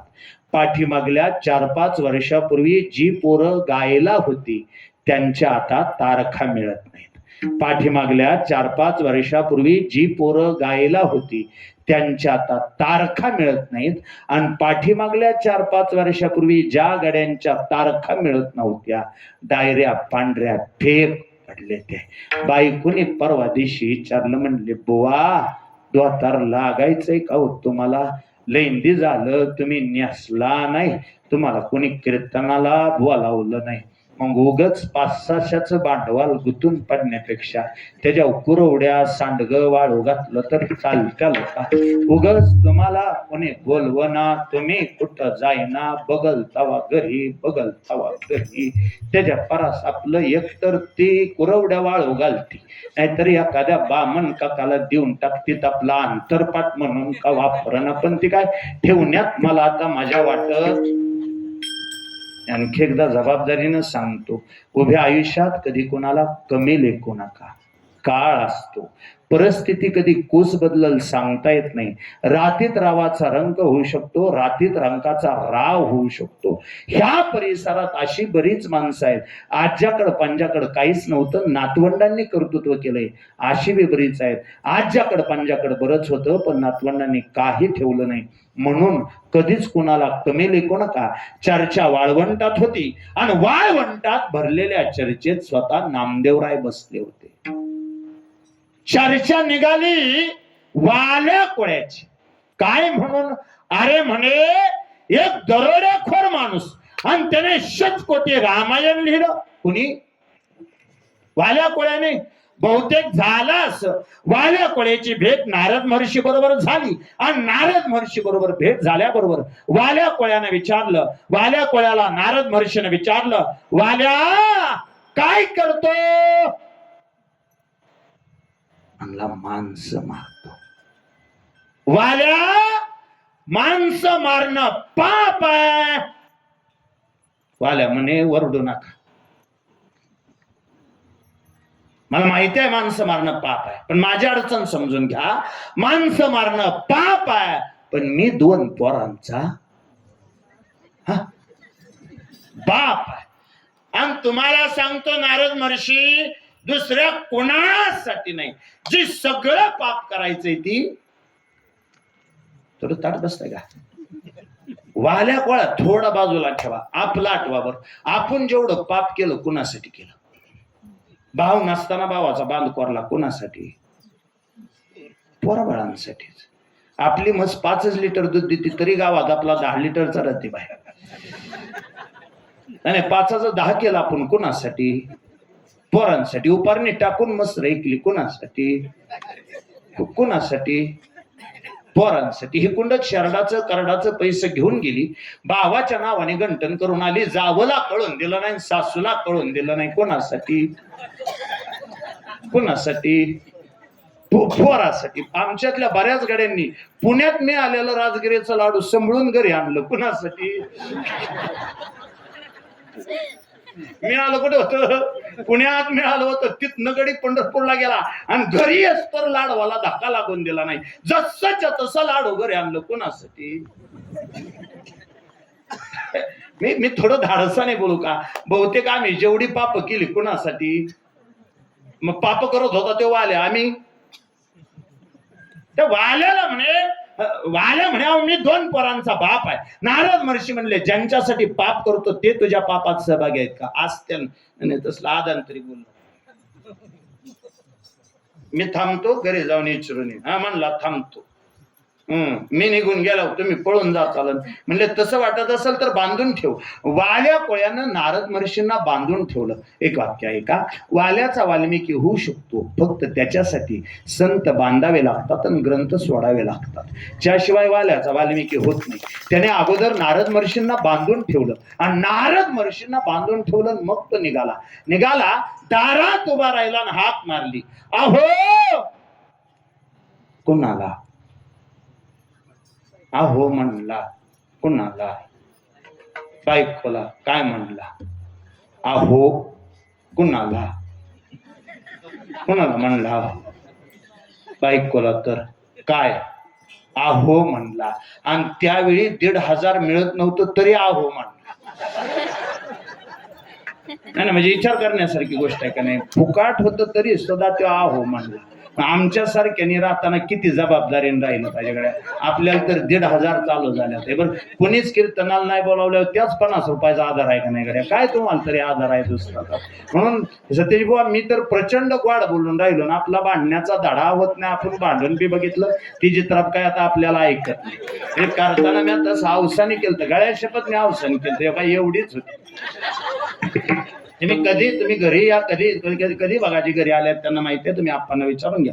एवढीच होती बिचारी. पण हिचू बारका काय मोठा काय कसा करताना बारीकच केलती. मला जोडीदार म्हणलं बारीक आहे. मी म्हणलं संकट बारीक असल्यालाच बरं याड्या हो. काय करायचंय त्याच्या. पण काय घोटाळा झाला. लग्नात आता 12 वर्ष झाली लग्नाला सतीश बुवा. लग्नात आणलेल्या सगळ्या वस्तू खराब झाल्या, एकच सुधारली.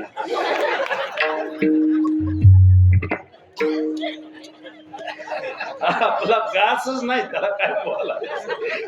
भांडायला बघितलं, भांडून होत नाही. मला लय राग आल्यावर मग मी गप्प बसतो. काय करेल काय? परवा दिवशी मी राग सासऱ्याला फोन लावला. म्हणलं ह्याला त्याला जी कळवणी करत बसायचं आणि ह्याला त्याला म्हणण्यापेक्षा कंपनीला कळवा बाबा तुमचं प्रोडक्ट खराब लागलंय म्हणून. मी आपलं सासऱ्यालाच फोन लावला. सासऱ्याला फोन लावला. म्हणलं हॅलो काय म्हणून? म्हणलं माझ्या नशिबाला असलं तुम्ही ही फळ असलं माझ्या नशिबाला दिलं असलं राव. म्हणलं मास्तरकी केली, मास्तरकी सोडून कीर्तन करायला लागलो. म्हणलं कितीतरी कीर्तन केली, हजारो कीर्तन केले, हे फळ तुम्ही माझ्या नशिबाला दिलंय. सासरं मला म्हणलं जावाय कुठं आहे? मी म्हणलं घरी आहे. म्हणलं आमचं फळ कुठं आहे? मी म्हणलं काय शेजारी. म्हणलं वाईस बाजूला मी वाईस बाजूला गेलो. बाजूला गेल्यावर मी म्हणलं बोला. मी बोला म्हणल्यावर सासऱ्यानेच गाईवर घातला. मी म्हणलं तुम्ही खराडताय मामा. म्हणले हे का कोणाला म्हणू नका आणि कोणाला सांगू नका. मी म्हणलं कोणाला सांगत नाही. म्हणले आमचं फळ कुठे. मी म्हणलं हे काय इकडे बाजूला उभा राहा तुम्ही बाजूला. मी म्हणलं हो कोणाला म्हणू नका. म्हणले जावाय पण जी फळ तुम्ही सांभाळताय त्याचं अगबन झाड मी सांभाळतो. आपलं ठेवूनच टाका. म्हणलं नको त्यांच्या नादी लागायला. काय म्हणजे किती काय झालं तरी ही काय म्हणजे यांच्याकडं काय होईल असं मला वाटत नाही. मग माझी मॅच इलाज काढला. मी इलाज काढला सती भाऊ. तसं काय मी वाटत असेल काम भरून येडा तुम्हाला पण तसं काय मी येडा नाही. मी आपलं गणोबा माझी मॅच इलाज काढलाच. मी काल सकाळी कीर्तनावनं घरी आलो. कीर्तनावनं घरी आलो. दारात बघितलं दारात केर दिसला. घरात बघितलं घरात केर दिसला. माझ्या मॅच मनाने विचार केला. मोहन बुवा म्हणलं आता काय करावं. हाणाव मारावं. मी मगाशीच सांगितलंय त्या चित्रापाचं आपल्याला द्यावं. हाणाव मारावं असं काय आपलं राहिलं नाही. म्हणून आपल्या आपणच डोकं चालवायचं म्हणलं. गांधीगिरीचा मार्ग काढायचा. त्याला काय म्हणायचंच नाही. आपल्या आपणच किरसुनी घ्यायची ना आपणच लोटायला सुरुवात करायची. आपण लोटायला सुरुवात केल्यावर तरी येईल पळत आणि म्हणाल का नाही राहून द्या बुवा मी लुटते. तसाच माझा डाव होता. मी तसाच कट रचला आणि तसाच कट रचला. पण त्याच्या आधी बुवा म्हणलं खात्री तरी करावं चित्राप काय करते. म्हणून मी डोकून बघितलं. आई शपथ ससा खाऊन आजगार पसरतो तसं पसरलं. पण म्या म्हणलं कसं का असं ज्वारात आपटायची किरसुनी मग तरी उठल का नाही. म्हणून मी किरसुनी ज्वारात आपटायला सुरुवात केली. आपल्याला काय लोटायचं होतं काय तेव्हा. आणि लुटणाऱ्या गडी कुठं लोटत असतात काय. काय गरज आहे आपली लोटायची तेव्हा. 2 टाइम चालू आहे आपली काय गरज आहे. सकाळी कीर्तन केलंय नाही तर त्या मंजवडीत काय माझी गरज आहे लोटायची. कसं का असं म्हणलं आपल्याला आज लोटायचंच गड्या. ज्वरात किरसुनी आपटायला सुरुवात केली. तेवढ्यात बांगड्याचा आवाज आला. बांगड्याचा आवाज आल्यावर मी अनेक काना लोटायला सुरुवात केली. माघारी वळून बघितलं आमची आई दिस. आईला मी खुणवत होतो. आई तू ह्या पिक्चर मध्ये नाहीस. तू येऊच नको अजिबात. तू येऊ नको. तू ह्यात नाही. तू नाही. आई म्हणायच्या आताच नाही बाबा. योग रात्री कुठलं कीर्तनावून आला. सकाळी उठून कीर्तनाला गेला. तू वाटायचं आम्ही घरात बसून काय करायचं. तिकडे ती किरसुनी माझ्याकडे दी. आई म्हणायची मी लुटते. मी म्हणायचो मी लुटतो. थांब आहे तू मध्ये येऊ नको. आता आईला खुणवायला येणार ज्वारात बोलावून त्या चित्रपाने ऐकलं आपला घास नाही. म्हणून मी खाळूच आईला म्हणत होता आहे तू गबस. आहे तू गबस. आहे तू गबस. आय काय ऐकायला तयार नाही. आय असती व शेवट आय कशीच ऐक ना. आय म्हणायची इकडं किरसुनी मी लुटती. मी म्हणायचो आई अगं तुझ्यासाठी चाललंच नाही. एवढा गोंधळ ऐकून ती चित्रा उठलं पळत पुढं आलं. ते दिसल्यावर म्या माझ्या मनाला म्हणलं आंबल्या आता ढिला पडू नको. म्हणलं 4-5 मिनिटं राहिले. ती शेवटची 4-5 मिनिटं. आता जर हरला तर आयुष्यभर लोटावं लागल. त्यापेक्षा 4-5 मिनिटं राहिले. ते आता ढिला पडू नको. मी म्हणलं आय आणि इकडं किरसुनी माझी मी लुटतो. आय म्हणायची तुझ्या पाया पडती बाबू पण मला लुटून दी. आणि मग आमच्या दोघांची कळवंड ऐकून ती चित्रामध्ये बोललो. माझ्या जीवाला आनंद झाला. आता म्हणलं बोलती गडा. म्हणजे इकडा ना किरसुनी अजिबात दोघं भांडू नका. तिने किरसुनी घेतला. मला वाटलं यस जिंकलो गड्या. तिने किरसुनी हातात घेतली म्हणली हो का भांडू नका बुवा. एक दिवस तुम्ही लोटा ना ते एक दिवस तुम्ही लोटा.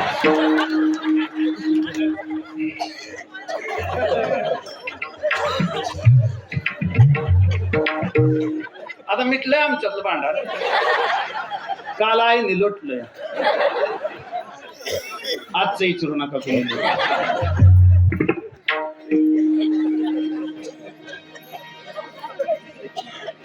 वाल्या कोणी दारात उभा राहिला आणि वाल्याने हाक मारली. अहो बोला तुम्ही माझ्या पापात सहभागी आहात का. ताट बसा. आणि नाही मी तुमच्या पापात अजिबात सहभागी नाही.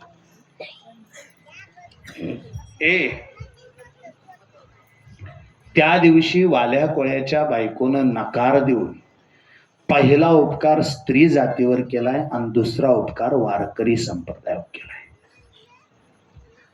काय संबंध आहे बुवा. त्या दिवशी वाल्या कोळ्याच्या बायकोनं नकार देऊन पहिला उपकार स्त्री जातीवर केलाय आणि दुसरा उपकार वारकरी संप्रदायावर केलाय. वारकरी संप्रदायावर केलेला उपकार सांगतो. त्या दिवशी वाल्या कोळ्याच्या बायकोनं जर नकार दिला नसता तर आज गावोगाव पारायणच झाली नसती. काय संबंध आहे बुवा. वाल्या कोळ्याची बायको कुठं गावोगावची पारायण कुठं. कापलं उचलली जीभ आणि लावली टाळ्याला. कस तरी लुलथुप जोडून देता काय. नाही नाही नाही, जे वाक्य बोललो त्या वाक्याला न्याय देण्याचा प्रयत्न करतो. मी असं बोललो, त्या दिवशी जर वाल्या कोळ्याच्या बायकोनं नकार दिला नसता तर गावोगाव पारायण झाली नसती. कसं शक्य आहे बुवा? त्या दिवशी जर वाल्या कोळ्याच्या बायकोनं नकार दिला नसता तर वाल्या कोळी माघारीच आला नसता. ती जर म्हणली असती, मालक तुम्ही कसं कमवून आणा, लपवायचं कसं ती मी बघती, तर वाल्या कोळी माघारी आला नसता. वाल्या कोळी माघारी आला नसता तर वाल्याचा वाल्मिकी झाला नसता. वाल्याचा वाल्मिकी झाला नसता तर त्याने सूर्यकुळाला रघुकुळ हे नाव दिलं नसतं. नाव दिलं नसतं तर त्या कुळात अजराजा जन्माला आला नसता. अजराजा जन्माला आला नसता तर त्याच्या पोटी राजा दशरथ जन्माला आला नसता. राजा दशरथ जन्माला आला नसता तर राजा दशरथाने 703 विवाह केले नसते. 703 विवाह केले नसते तर 703 विवाहानंतर राजा दशरथने पुत्रिक राहिला नसता. निपुत्रिक असणाऱ्या राजा दशरथाने पुत्रप्राप्तीसाठी वशिष्ठ ऋषींना पुत्रप्राप्तीचा मार्ग विचारला नसता. मार्गच विचारला नसता तर वशिष्ठ ऋषींनी पुत्रकामेष्टी नावाचा यज्ञ करायला लावला नसता. यज्ञ करायला लावला नसता तर राजा दशरथाला यज्ञाच्या अगोदर 3 बळी घेण्यासाठी जंगलात लावला नसता. जंगलात लावला नसता तर त्याच्याकडून श्रावणबाळ मेला नसता. श्रावणबाळ मेला नसता तर श्रावणबाळाच्या आई बापानं राजा दशरथाला शाप दिला नसता. राजा 4 मुलं होतील पण मरताना त्यातला एकही मुलगा तुझ्या जवळ असणार नाही. तेवढा शाप ऐकून राजा दशरथ रडत माघारी आला नसता. माघारी आला नसता तर त्याची समजूत कैकेयीनं काढली नसती. कैकेयीनं समजूत काढली नसती तर दुसऱ्या दिवशी लढाईला जाताना कैकेयीला घेऊन गेला नसता. कैकेयीला घेऊन गेला नसता तर रथाच्या चाकाचा आस मोडल्यानंतर कैकेयीने तिथं हात घातला नसता. कैकेयीने हात घातला नसता तर कैकेयीला त्याने 3 वचनं दिली नसती. वचनं दिली नसती तर माघारी आल्यानंतर पुत्रकामेष्टी नावाचा यज्ञ झाला नसता. यज्ञच झाला नसता तर त्याच्यातून पायस नावाचा प्रसाद निघाला नसता. प्रसाद निघाला नसता तर राजा दशरथाने त्याचे 3 तुकडे केले नसते. पहिला तुकडा कौशल्याला, दुसरा सुमित्रेला, तिसरा कैकेयीला दिला नसता. हा भांडणाच्या टायमिंगला मी दिसली आणि प्रसादाच्या टायमिंगला तिसरा नंबर माझा काय म्हणून कैकेयी रुसली नसती. रुसलेली कैकेयी महालातून बाहेर आली नसती. कैकेयी महालातून बाहेर आली नसती तर आसमंतात उडणाऱ्या घारीला तिच्या हातातला पिंड दिसला नसता. जर पिंड दिसला नसता तर घारीने तो पिंड उचलला नसता. उचलला नसता तर केसरी नंदनाची पत्नी अंजनीच्या पदरात तो पिंड टाकला नसता. टाकला नसता तर अंजनीनं तो पिंड खाल्ला नसता. अंजनीनं पिंडच खाल्ला नसता तर मारुतीराया जन्माला आला नसता आणि मारुतीच जन्मला नसता. आपला नवरदेव कुठं निघाला.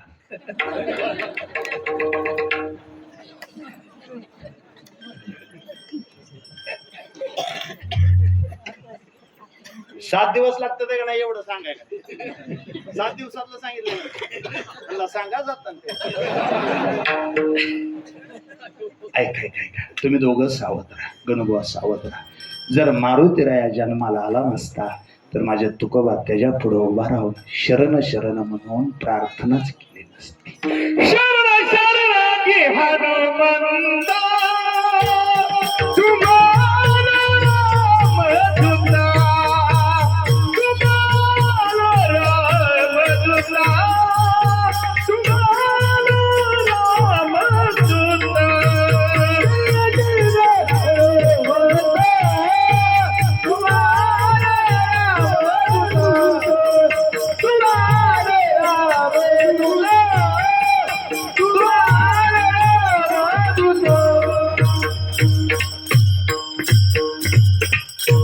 शरण शरणजी हनुमंता तुम्हा आलो रामदूता, काय भक्तीच्या त्या वाटा मज दावा व्यास भटा. असं म्हणून तुकोबांनी भक्ती मार्ग त्या मारुतीरायाला विचारलाच नसता. बुवा वाल्या कोळ्याकडं ऐकून त्या वाळवंटात बसलेल्या नामदेवरायांच्या मनात एक विचार जागा झाला आणि नामदेवांनी वाल्या कोळ्याचा ऐकून शपथ घेतली, देवा शतकोटी तुझे करीन अभंग. देवा एका दरोडेखोरानं जर तुझं रामायण लिहिलं असेल तर हा नामदेव आज या ठिकाणी शपथ घेतो, भगवंता तुझे मी 100 कोटी अभंग लिहिन. हे शपथ नामदेवरायांनी घेतली. आणि घाम पांडुरंगाला आला. असं कसं काय देवा? असंच राहत. चांगल्या भक्तांनी शपथ घेतली की पूर्णत्वाची जबाबदारी भक्तावर राहत नाही. सत्य संकल्पाचा दाता नारायण. गेल्या 5 वर्षापूर्वी तुम्ही सगळ्यांनी पारायणाची शपथ घेतली आणि हे पारायण पूर्णत्वाला जावं याची जबाबदारी महालक्ष्मी मातेनं स्वतःच्या खांद्यावर घेतली. म्हणून हे पारायण एवढ्या दिमाखात संपन्न होतं. जगाचा बाप नामदेवरायांच्या समोर उभा राहिला आणि नामदेवरायाला सांगतो, नाम्या लेकरा काय केलं रे? वाल्ह्या कोऱ्याचं ऐकून शतकोटी अभंगाची शपथ घेतली. अरे तयवेळी होती आयुष्याची वृद्धी, आता ती अवधी थोडी आहे. त्यावेळी लाख लाख वर्ष आयुष्य होतं म्हणून जमत होतं शतकोटी रामायण 100 कोटी अभंग. आता शक्य आहे का नाम्या? अरे कीर्तनाला गेलेला बुवा घरी पोहोचल का नाही?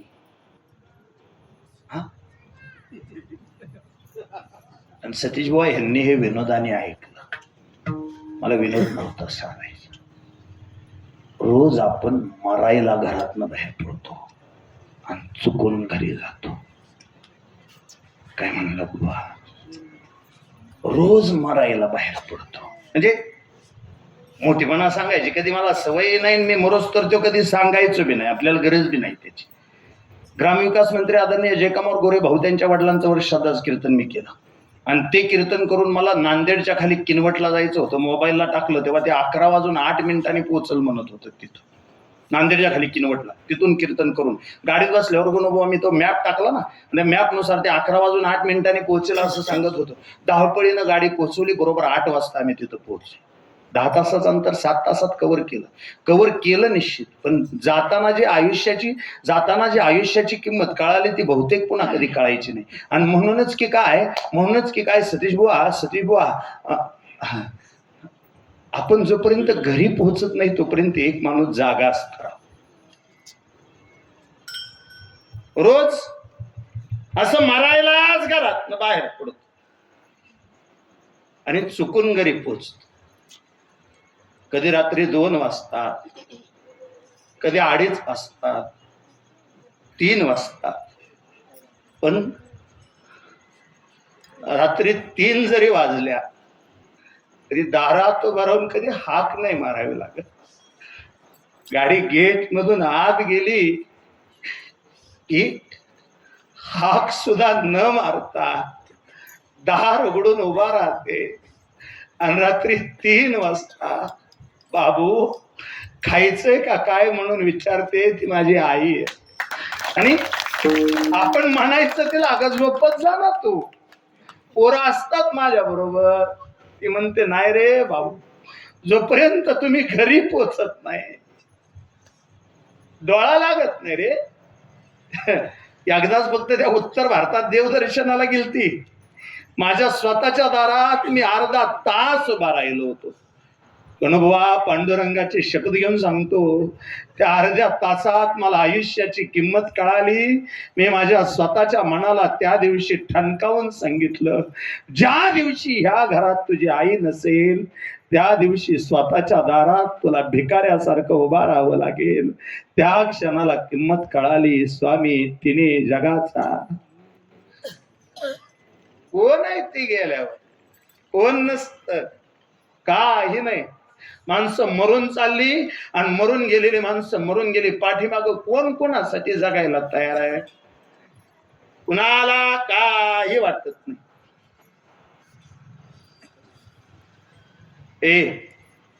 माझं स्वच्छ मत आहे गड्या, घरात आई असेल तर प्रामाणिकपणे जपा तिला. तिने दिलेली भाकरी गोड करून खात जा. आईनं वाढलेलं गोड मानूनच खात जा. काही जणांना खायला भाकरी नाही आणि काही जणांना वाढायला आई नाही. नशीबवान समजा स्वतःला. नामदेवरायांनी शपथ घेतली, देवा शतकोटी अभंग लिहीन. जगाचा बाप जवळ आला, नामदेवरायला सांगतो, नाम्या अरे त्यावेळी आयुष्य जास्त होतं, माघार घे लेकरा. देवा आता एक पर्याय, एक तर अभंग लिहीन, नाहीतर जीभ कापून तुझ्या चरणावर अर्पण करेन, खंडून टाकीन जीभ माझी. जगाच्या बापाच्या लक्षात आलं नाम्या माघार घेणार नाही, म्हणून जगाच्या बापानं सरस्वती मातेला हाक मारली, माते काही करण माझ्या नाम्याच्या तेवढ्या जिभेवर राहा. सरस्वती माता सांगते, देवा राहिला अडचण नाही, पण बहुतेक मला तुझं गणित कच्चं वाटतं रे देवा. एका माणसाने जन्मापासून मरेपर्यंत लिहिलं तरी काय 100 कोटी अभंग होत असतात काय? त्यापेक्षा असं करू का देवा? म्हणे काय करते, नामदेवरायांच्या जिभेवर राहते. बर नामदेवरायांच्या घरात 14 माणसं आहेत, त्यांच्या जिभेवर राहते. बर, आणि त्यांनी एक त्या परभणीची पुरवणी आणली. काय नाव तिचं? त्यांच्या घरात 15-20 जणी तिच्या जिभेवर राहते. ह्या 15 जणांपैकी कुणीही अभंग लिहिला तरी अधिकार नामदेवरायांचा राहील, एवढं मात्र नक्की. कुणाचा बी अभंग असू दे, जणीचा अभंग असला तरी अधिकार नामदेवरायांचा. घरातल्या 14 जणांनी कुणीही अभंग लिहिला असला तरी अधिकार नामदेवरायांचा चालेल. विटेवरच्या मालकानं परवानगी दिली, सरस्वती मातेचा आणि विटेवरच्या मालकाचा करार ठरला. आणि त्याच काळामध्ये महाराष्ट्राच्या वारकरी संप्रदायाचं काळीज हेलावून टाकणारी भली मोठी घटना घडली. आळंदीला विठ्ठलपंत कुलकर्णी, रखमाई माता या दोघांनी देहांत प्रायश्चित्त घेतलं.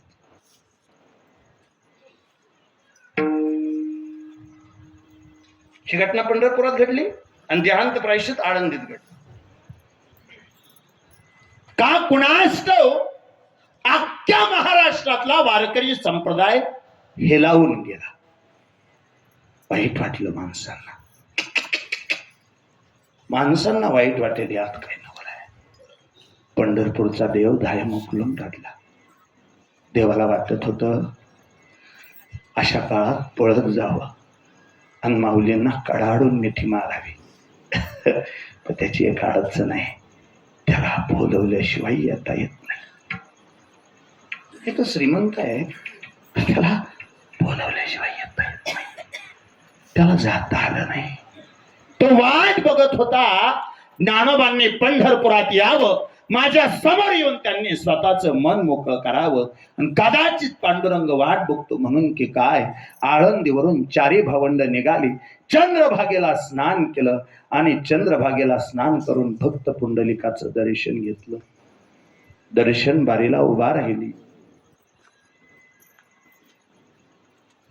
थोडक्या अंतरावर आलेल्या लेकरांकडे बघून जगाच्या बापाच्या डोळ्याला पाणी आलं. माऊली आलात तुम्ही? हो. ज्ञानोबांनी जगाच्या बापाच्या पायाला कडाडून मिठी मारली आणि ज्या क्षणाला ज्ञानोबांनी कडाडून मिठी मारली, पांडुरंगाला गहेवरून आलं. माऊली सांगतात, देवा का रडतो रे? पांडुरंग विचारतो, माऊली कसे आहात?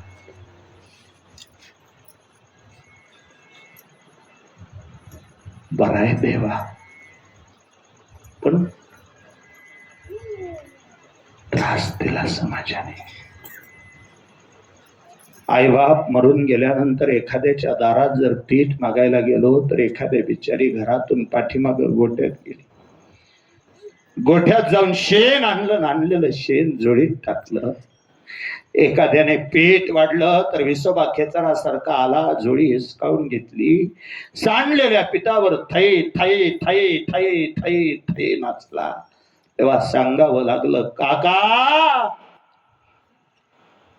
पिठावर नाही नाचत तुम्ही, आम्हा भावंडाच्या पोटावर नाचताय तुम्ही. त्रास दिला देवा, खूप समाजाने त्रास. म्हणून तीर्थयात्रेला चाललोय. आणि हो पांडुरंगा, एकटा नाही निघालो. नीट ऐका तुम्ही बुवा, नाव म्हणून ऐकू नका, त्याच्या पाठीमागचे भाव ऐका. ज्ञानोबा सांगतात, देवा मी ज्ञान आहे, माझ्यासोबत निवृत्ती आहे, माझ्यासोबत मुक्ती आहे, निवृत्ती आणि मुक्ती या दोघाकडे जाणारा सोपा मार्ग आहे. असा मी चौघ आहे. कोण कोण? ज्ञान आहे, निवृत्ती आहे, मुक्ती आहे, आणि निवृत्ती आणि मुक्ती या दोघाकडे जाणारा सोपा मार्ग आहे. म्हणून माझी अशी इच्छा आहे, नामाशिवाय आम्हा चौघाला बी किंमत नाही. नामाशिवाय ज्ञानाला किंमत नाही, नामाशिवाय निवृत्ती साध्य होत नाही, नामाशिवाय मुक्ती मिळत नाही, आणि नामा एवढा सोपा मार्ग नाही. नामसंकीर्तन साधन पै सोपे, नामा परते साधन नाही, जे तू करीशी अनेक काही. म्हणून देवा आमच्या जोडीला तू नामदेवाला पाठवा तीर्थयात्रेला. देव म्हणे नको नको. का? अडचण अशी आहे, माझा नाम्या पंढरपुरात नसला की मला करमत नाही. आवो कोण म्हणत? देव काय म्हणतो? माझा नाम्या नसला की मला करमत नाही. माऊली म्हणतात काय बोलतो देवा, करमत नाही म्हणून. अरे रोज हजारो माणसं तुझ्या दर्शनाला येतात. पांडुरंग म्हणे खरं सांगू का माऊली, रोज हजारो येतात, ते मागायला येतात, आणि माझा नाम्या मला भेटायला येतो. मला मागायला आलेली आवडत नाहीत, भेटायला आलेले आवडतात. माझा नाम्या मला भेटायला येतो. माझी बी इच्छा प्रामाणिक आहे. खूप सुंदर आईचं मंदिर आहे पाठीमागं. बहुतेक त्या शिवानं त्या सती मातेला स्वतःच्या हातावरती घेतलं आणि अखंड विश्वामध्ये त्याने तांडव केलं. रागापोटी सतीमाईच्या शरीराचे 52 तुकडे झाले आणि अखंड भारतामध्ये त्याची 52 शक्तिपीठं तयार झाली. या महाराष्ट्रात त्यातली 3.5 शक्तिपीठं उभा राहिली. या 3.5 शक्तिपीठाचं दर्शन एका जागेवर घ्यायचं असेल तर ह्या आईचं दर्शन घ्या. एका जागेवर तुम्हाला त्या 3.5 शक्तिपीठाचं दर्शन होईल. एवढा पवित्र मुख होता तिला तुम्ही बसवलाय. माझं स्वच्छ मत आहे, प्रत्येक वेळी आईच्या पुढे उभा राहून मागूच नका रे. कोण आहे तिला तरी तुमच्याशिवाय? तुम्ही कधी असा विचार केला का? लेकराशिवाय आईल तरी कोण असतो? प्रत्येक वेळी उभा राहायचं तिला मागायचं असंच नका करत जाऊ. कधीतरी तिच्या जवळ उभा राहा, तिच्या तोंडावरून असा हात फिरवा, विचारा तिला आई कशी आहेस ग? विचारलं कधी? कधीच नाही. आमची एकच घाई, सदैव मागण्यासाठी आम्ही उभा. कधीतरी तिची चौकशी करा ना. प्रत्येक वेळी सुखात ठेव एवढं म्हणण्यापेक्षा एकदा तिला विचारा ना, बरी आहेस का गाई? रोज मागायलाच नाही उभा राहावं. कधीतरी तिने लय दिलंय म्हणून त्याचे आभार मानायला उभा राहा. आणि काय दिलं ह्याचा जर हिशोब लागत नसला तर पाठीमागल्या 3 वर्षात या भारतातली 10 लाख माणसं मिळून गेली, तरी हे 5वं वर्ष बघण्यासाठी तिने आपल्याला जिवंत ठेवलंय. हे त्याचे आपल्यावर असणारे उपकार. म्हणून आभार माना. कधीतरी किती दिवस मागत जाणार? नाम्या जे देवा माऊलींबरोबर जातो, हा जा. नाही जाणार? जा. हा नाही जाणार. जा मी म्हणतो म्हणून जा. बर जातो, पण माझी एक अट आहे. कोणती? कटेवरी कर नाही ज्या देवाचे, नेथे मी तयाचे दर्शन. तू म्हणतो म्हणून जाईन मी ज्ञानोबांबरोबर जाईन, पण माझी एक अट आहे. ज्या देवाचा कमरेवर हात नाही त्याच्या पायाच पडणार नाही. देव म्हणे त्याच्यासाठीच लावायचं आहे तुला. कशासाठी? तुला कळावं वर हे दोघं एकच आहेत. आपण कळवंडी करून मारणार आहे. देव म्हणला काय? तुला त्याच्यासाठीच लावायचं आहे. कशासाठी? तुला कळावं काय वर हे दोघं एकच आहेत. आपण कळवंडी करून मारणार आहे. वर हे दोघं एकच आहेत. हरिहर भेद काही नका करू भाग, एका हृदयी थोडी साखरे ठाकी. हरिहर भेद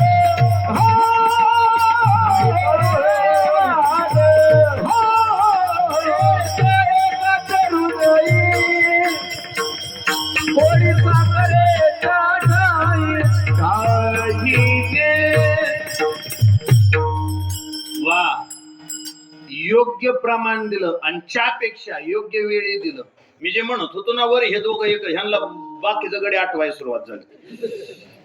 मी म्हणत होतो ना असं वर ते दोघं एकच आहेत, वर ते दोघं एका कपातला चाप्यात येते त्यांची कुत्री दारात कळवंडी करते ती. असंच राहतं. तुम्ही बघा एखाद्या हॉटेलला दोन श्रीमंत मालक एकत्र बसली तर एका कपात चाप्यात येते, त्यांच्या गाडीत जी कुत्री असते ती एकामेकावर तुटून पडते. आणि मी खरंच शपथ देवी शपथ मी कुत्र्यांबद्दलच बोलतोय. मला काही वेगळं बोलायचं नाही, अजिबात वेगळं. काय काय गरज आहे माझी खरं बोलायची. चला सोपं बोलतो साधं बोलतो. अरे नाम्या, अरे आमच्या दोघात भेद नाही हे तुला कळावं. तो तिथं काशीत बसलाय, पण काशीत जरी बसला असला तरी माझं भजन करत बसलाय. हरी हरी हरी मंत्र हा शिवाचा, म्हणतीचे वाचा तया मोक्ष. तो हरीच भजन करत बसलाय आणि माझ्या बाबतीत विचार केला तर तो काशीचा मालक मला एवढा प्रिय आहे, मी त्याला मस्तकावर धारण केलाय. आमच्या दोघांमध्ये भेद नाही. नाम्या जा म्हटल्यानंतर जगाच्या मालकानं पाठवलं म्हणून नामदेवराय गेले. एक अर्धा दिवस नाही, 2.5 महिने ज्ञानोबरायांच्या निवृत्ती दादांच्या सोपान काकांच्या मुक्ताबाईच्या संगतीत राहिले. 2.5 महिने गेले. तिथं गेल्यावर त्यांच्या ध्यानात आलं घड्याळात बघावं आणि मग त्यांनी घड्याळात बघितलं 10 वाजून 10 मिनिटं झाली. अरे बाप, अजून आपलं पहिलं चरण नाही. मग नामदेवराय गडबडीनं माघारी आले. नाहीतर बहुतेक तिथलं बरंच सांगता येतं. ती गायी जिवंत केली, राजाच्या दरबारात गायी जिवंत केली वगैरे असा बराच कार्यकाल. पण ती 10 वाजून गेल्यामुळं गायी गडबडीनं माघारी आली. का कुणास ठाऊक सूरजबुवा ही 4 भावंड चंद्रभागेला स्नानाला गेली. थोडं 1-2 मिनिटात संपवतो. 4 भावंड चंद्रभागेला स्नानाला गेली आणि 4 भावंड चंद्रभागेला स्नानाला गेले असताना 4 भावंड चंद्रभागेला स्नानाला गेले असताना का कुणाष्ट पण नामदेवरायांनी स्नान केलं नाही आणि नामदेवराय थेट जगाच्या बापाच्या पायाजवळ गेले आणि कडाडून मिठी मारली. बुवा, शंका निर्माण होते तुमच्यामुळं, म्हणजे तुम्हीच जाणीवपूर्वक शंका निर्माण केली. शंका कशी निर्माण केली? तुम्ही असं म्हणला 4 भावंड स्नानाला गेली, नामदेवराय स्नानालाच गेले नाहीत. आई चुकलेलं लेकरू जसं आईकडे पळत जातं तसं नामदेवराय धावत गेले, पांडुरंगाच्या पायाला कडाडून मिठी मारली. शंका तुम्ही निर्माण केली. 4 भावंड शुद्ध होण्यासाठी गेले. ज्ञानोबा, निवृत्तीदादा, सोपान काका, मुक्ताबाई हे 4 शुद्ध होण्यासाठी गेले. ते 4 जर शुद्ध होण्यासाठी गेले तर त्या नामदेवरायने सुद्धा त्यांच्या पाठीमागे जाऊन स्नान करायला पाहिजे होतं. हा नियम आहे. शुद्ध व्हावं आणि मग देवाकडे यावं, पायावर पाणी घ्यावं मग देवाकडे यावं. हे नामदेवरायांना का कळालं नाही? बाळा, तुझं नाव काय रे? हा तुझं जॅकेटवाल्या शेजार. हा नाही, जॅकेटवाला नाही, त्याच्या शेजारचा थोडा ठोसार पाहिजे. हा ओम दादा थोडा ताट बस उभा राहा रे. मला ह्या सगळ्यांना एक मुद्दा पटवून द्यायचा आहे. संपवायचं कीर्तन आपल्याला 2 मिनिटात कीर्तन संपू. फक्त ओम दादा सोपं सांग, आपल्याला मुद्दा काय तयार झालाय. 4 भावंड स्नानाला गेली, नामदेवराय स्नानाला का गेले नाहीत? त्यांनी जायला पाहिजे होतं का नाही? ह्या 4 बरोबर गेले म्हणल्यानंतर त्यांनी स्नानाला जायला पाहिजे होतं. पण का कुणाष्ट पण नामदेवराय स्नानाला गेले नाहीत? का गेले नाहीत ह्याचं उत्तर ह्यांना दिल्याशिवाय जाताना हे आपल्याला देणार नाहीत. त्याच्यामुळे आपल्याला ह्यांचं उत्तर द्यावं लागेल. थोडं बारकाईनं सांगतो, नीट ऐकून दादा, अतिशय सोपं सांगतो. मला सांग, राम नावाचा एक माणूस जंगलातून निघाला. नाव ऐकू आलं तुला ओम दादा? राम नावाचा माणूस जंगलातून निघाला आणि रामच्या पाठीमागं वाघ पळायला लागला. वाघ पाठीमागं पळायला लागल्यानंतर रामने पूर्वेला पळायला पाहिजे का पश्चिमेला? बोल ओम दादा, बोल. वाघ पाठीमागं पळायला लागल्यानंतर रामने पूर्वेला पळायला पाहिजे का पश्चिमेला? पूर्वेला. ओमचं मत आहे पूर्वेला. तुमचं काय मत आहे?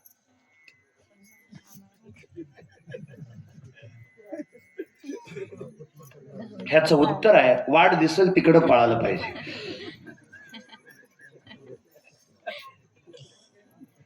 का? वाघ पाठीमागं लागलं कुठं नियम असतो काय पूर्वेला आणि पश्चिमेला? त्याला नियम असतो काय? वाघ पाठीमागं पळायला लागला. आता नीट आहे का? दृष्टांत सांगतो, सिद्धांत सांगून पुढे सरतो. दृष्टांत सांगतो. वाघ पाठीमागं पळायला लागला की नियम पाळायचे नसतात. याचा अर्थ असा आहे, भीती वाटली की नियम मोडले जातात, भीतीपोटी नियम मोडले जातात. सतीश बुवा माफ करा, जसं भीती जास्त झाली नियम मोडले जातात, तसंच कधी कधी भक्ती जास्त झाली तरी नियम मोडले जातात. जगद्गुरु तुकोबा बाह्य संध्येला जरी गेले, बहिर्देशाला गेले तरी जगाच्या बापाचं भजन करायचे. माझी मज झाली अनावर वाचा, छंद या नामाचा घेतला असे. या न्यायानं भक्ती जास्त झाली तरी नियम मोडतात आणि भीती जास्त झाली तरी नियम मोडतात. नामदेवरायांनी जगाच्या बापाच्या पायाला कडाडून मिठी मागली. पांडुरंगानं नामदेवरायाकडे नखशिकांत बघितलं. आई जशी लेकराकडे बघते तसं बघितलं. खांद्यावर हात ठेवला, स्वतःपासून थोडं बाजूला सारलं, नामदेवरायांकडे बघितलं आणि पांडुरंग परमात्मा विचारतो, नाम्या लेकरा, 2.5 महिने मला सोडून संतांच्या संगतीत राहिला. सांग नाम्या, संतांच्या संगतीत तुला कसं वाटलं? उत्तर संत संगती सोड सोड पेटी वाजवा बाबूराव.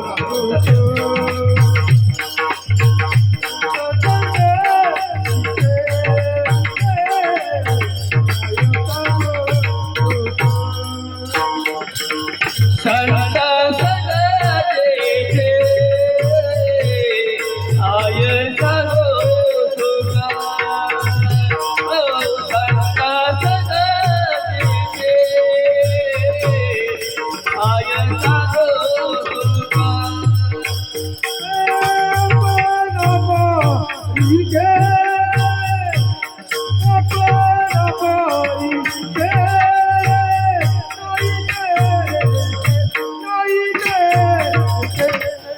सगो तुका.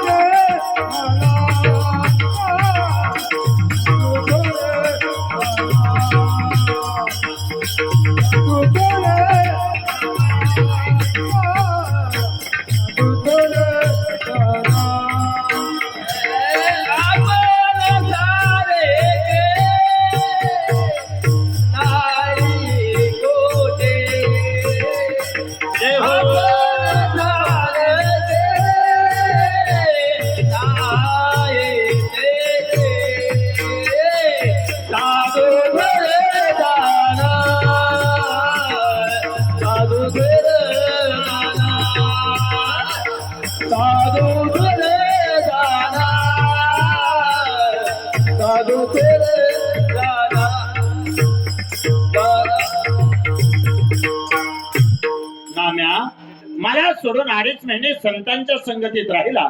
सांग लेकरा, संतांच्या संगतीत तुला कसं वाटलं? उत्तर, संत संगतीचे काय सांगू सुख, आपणा पारेके नाही तेथे. देवा, वाईट वाटेल तुला पण तुझ्यापेक्षा चांगलं वाटेल. आणि पेक्षा म्हणलं की माणसाला राग येतो. बुवा आमका तमका कीर्तनकार चांगला आहे असेल बापडीचा, तुमच्यापेक्षा चांगला नाही जमायचं. पेक्षा म्हणलं वाईट वाटतं. आमका तमका माणूस चांगला असेल बापडीचा, तुमच्यापेक्षा चांगला आहे नाही जमायचं. आणि ह्यात आपल्यापेक्षा ह्या प्रचंड भयंकर. पेक्षा म्हणलेलं कवाच सण होत नाही, कवाच नाही, कवाच नाही. हा हा हा जेवाय वाढलं, गिळाय बसलो, गिळायला लागलो. म्या म्हणलं चांगलं केलं, म्हणले हा हा चांगलं म्हणजे कसलं. या म्हणलं 1 नंबर, म्हणले अजिबात नाही, नीट सांगा. अहो म्हणलं खरे नाही चांगलं, अजिबात नाही म्हणले, नीट सांगा. बर म्हणलं खूप चांगलं, ह आईपेक्षा चांगलं. हा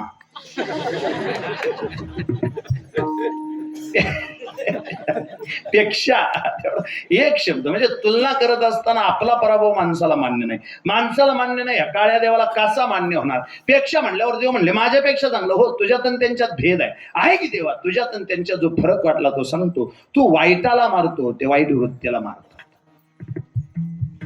देवा तू देव आहे ना, तू वाईटाला मारतो. तू सांग, हिरण्यकशिपूला तू दिंडीला मिळाला का कीर्तनात टाळ घेऊन उभा केला हिरण्यकशिपू?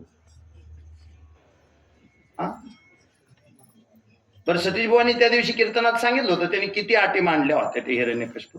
तो म्हणला दिवसा मारू नको, रात्री मारू नको. तो दिवस मावळून दिला, रात व्हायच्या आत धरला. तो म्हणला घरात मारू नको, दारात मारू नको. तो उंबऱ्यावर धरला. तो म्हणला शस्त्राने मारू नको, अस्त्राने मारू नको. तो नकाने फडला. तो म्हणला जमिनीवर मारू नको, आकाशात मारू नको. तो उचलून मांडीव घेतला.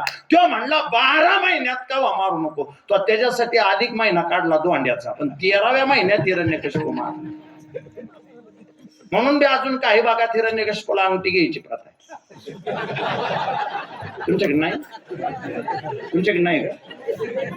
अधिक महिन्यात हिरण्यकशिपूला अंगठी घेतात आमचे. तुम्ही का म्हणताय? काही भागात लाडाने त्याला जावई म्हणतात एवढंच.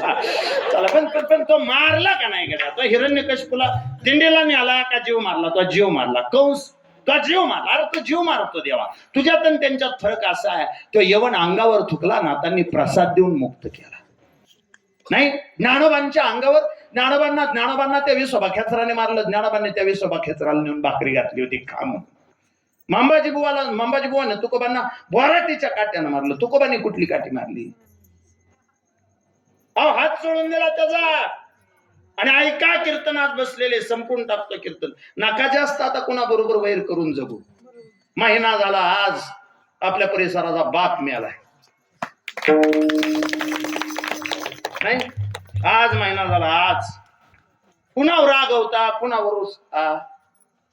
8:10 मुंबईतून उडालेलं विमान 8:50 बारामतीत पोहोचणार होतं. पण पंढरपूरच्या काळ्या देवाने 8:46 तिकीट काढलं होतं.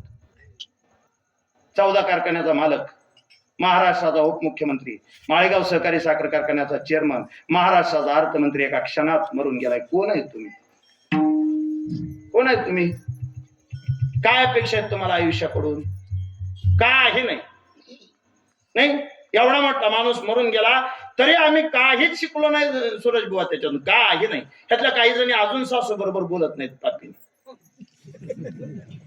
नाही गळ्याचे नाही. नुसतं कीर्तनात येऊन बसू नका. कोण खातं त्याला? काय होईल?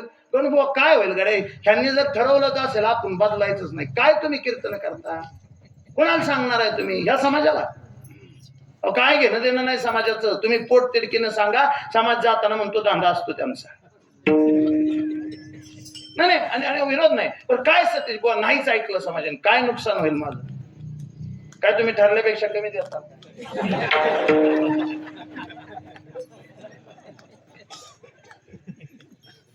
एक तर दुसरी घातील तुम्ही वडून ताणून बसा. काय राहत बरं खरंच सांगतो पाया पडतो तुम्ही तुमच्या. नका असं वागू. पण नाही तुम्ही बदलला काय कीर्तनकारांना स्वतः होईल? कीर्तनकार श्रीमंत होत राहते. आम्ही दरवर्षी गाड्या घ्यायच्या तुम्ही टेट ठेवायचं अभिनंदन. नाही मी स्वच्छ बोलतो देवा. स्पष्ट बोलणार. माझा राग येईल एखाद्याला. नका तसं करू. कीर्तनातून परिवर्तन व्हावं. 5 वर्ष झालं पारायणाचा एवढा गोड सोहळा संपन्न होतोय. तुमच्यातल्या प्रत्येक जणीने एकदा तरी विचार करायला पाहिजे. अजितदादा मेल्यानंतर जर माणसं बदलत नसतील कधी बदलणार आहे? कधी तुम्ही पाखरासारखी माणसं चालली हो आपल्यातून. कोरोनाच्या काळात जेवढी मेली नाही त्याच्यापेक्षा जास्त हृदयविकाराच्या तीव्र झटक्याने मेली माणसं. हृदयविकाराच्या तीव्र झटक्याने जास्त माणसं मेली.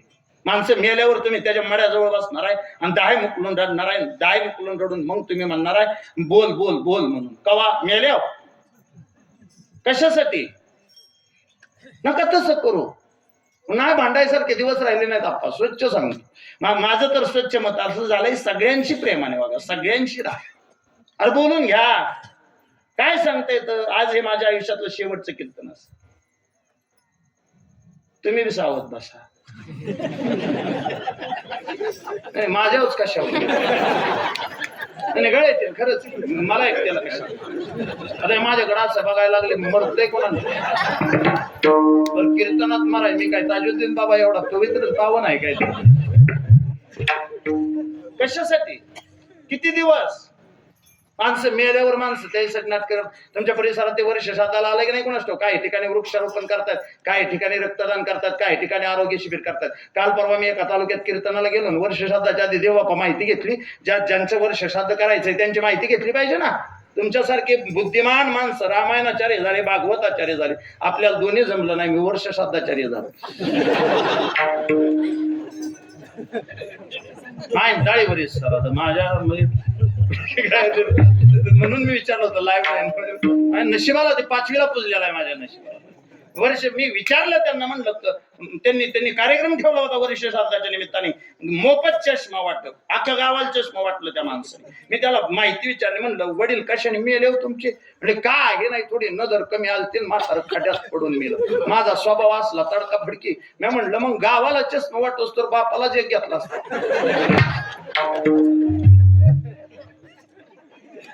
बाप कशाने मिळाला तर म्हणला खड्यात पडून मिळाला. मग गावाला जे पुन्हा चष्मा वाटत बसला, एकच चष्मा बापाला घेतला असता तर नसतं का म्हातारा दुसऱ्याच्या वरी साधारण पहिल्या पंक्तीत बसलं.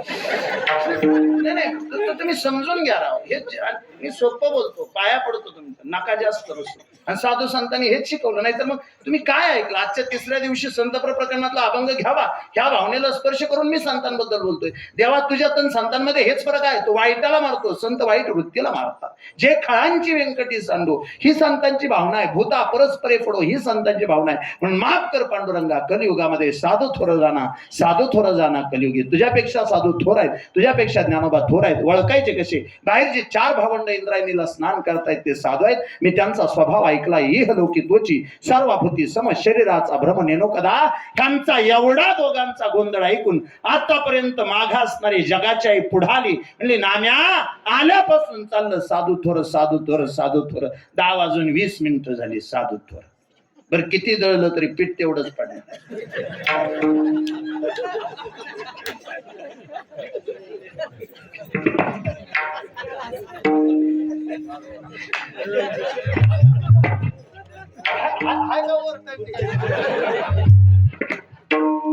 नाही म्हणजे आल्यापासून ऐकलं साधू. कशासाठी त्याला सांगतो त्या काळ्या देवाला साधू थोर? तो त्यांच्यासाठीच आलाय. ज्या सुखा कारणे देव वेडावला, वैकुंठ सोडून संत सदनी राहिला. पण लेकरा, आज जर नाम्या तू खऱ्या संतांच्या संगतीत गेला असशील तर आज तुला भगवंत प्राप्ती होईल. आज तुला खरा देव सापडेल. हे म्हणता म्हणता सगुणात असणाऱ्या भगवंतानं आज निर्गुणातलं रूप धारण केलं. माझ्या नजरेने बघाल तर कदाचित तुम्हाला तो पांडुरंग दिसेल. खाली बसलेल्यांना न दिसला तरी उभा राहिलेल्या प्रत्येकाला दिसेल. ह्या इथं उजव्या बाजूला जगाचा बाप उभा आहे, इथं डाव्या बाजूला जगाची आई उभी आहे. कमरेला पिवळं पितांबर नेसून हित्त पांडुरंग उभा आहे. गळ्यात वैजयंती माळ आहेत, गळ्यात त्याच्या तुळशी हार गळा आहे. आणि डाव्या बाजूला डोक्यावरती पदर घेऊन रखमाई माता उभ्या आहे. काय कुणाष्टव त्या दोघांकडे बघितलं. बघता बघता निर्गुणात असणारा भगवंत नामदेवरायला दिसला. नामदेवरायने दोन्ही हात वर केले. ह्या इथं उजव्या बाजूला जगाचा बाप आहे, डाव्या बाजूला जगाची आई आहे. त्या दोघांकडे बघितलं आणि नामदेवरायांच्या मुखातून सहज गजर आला. विठोबा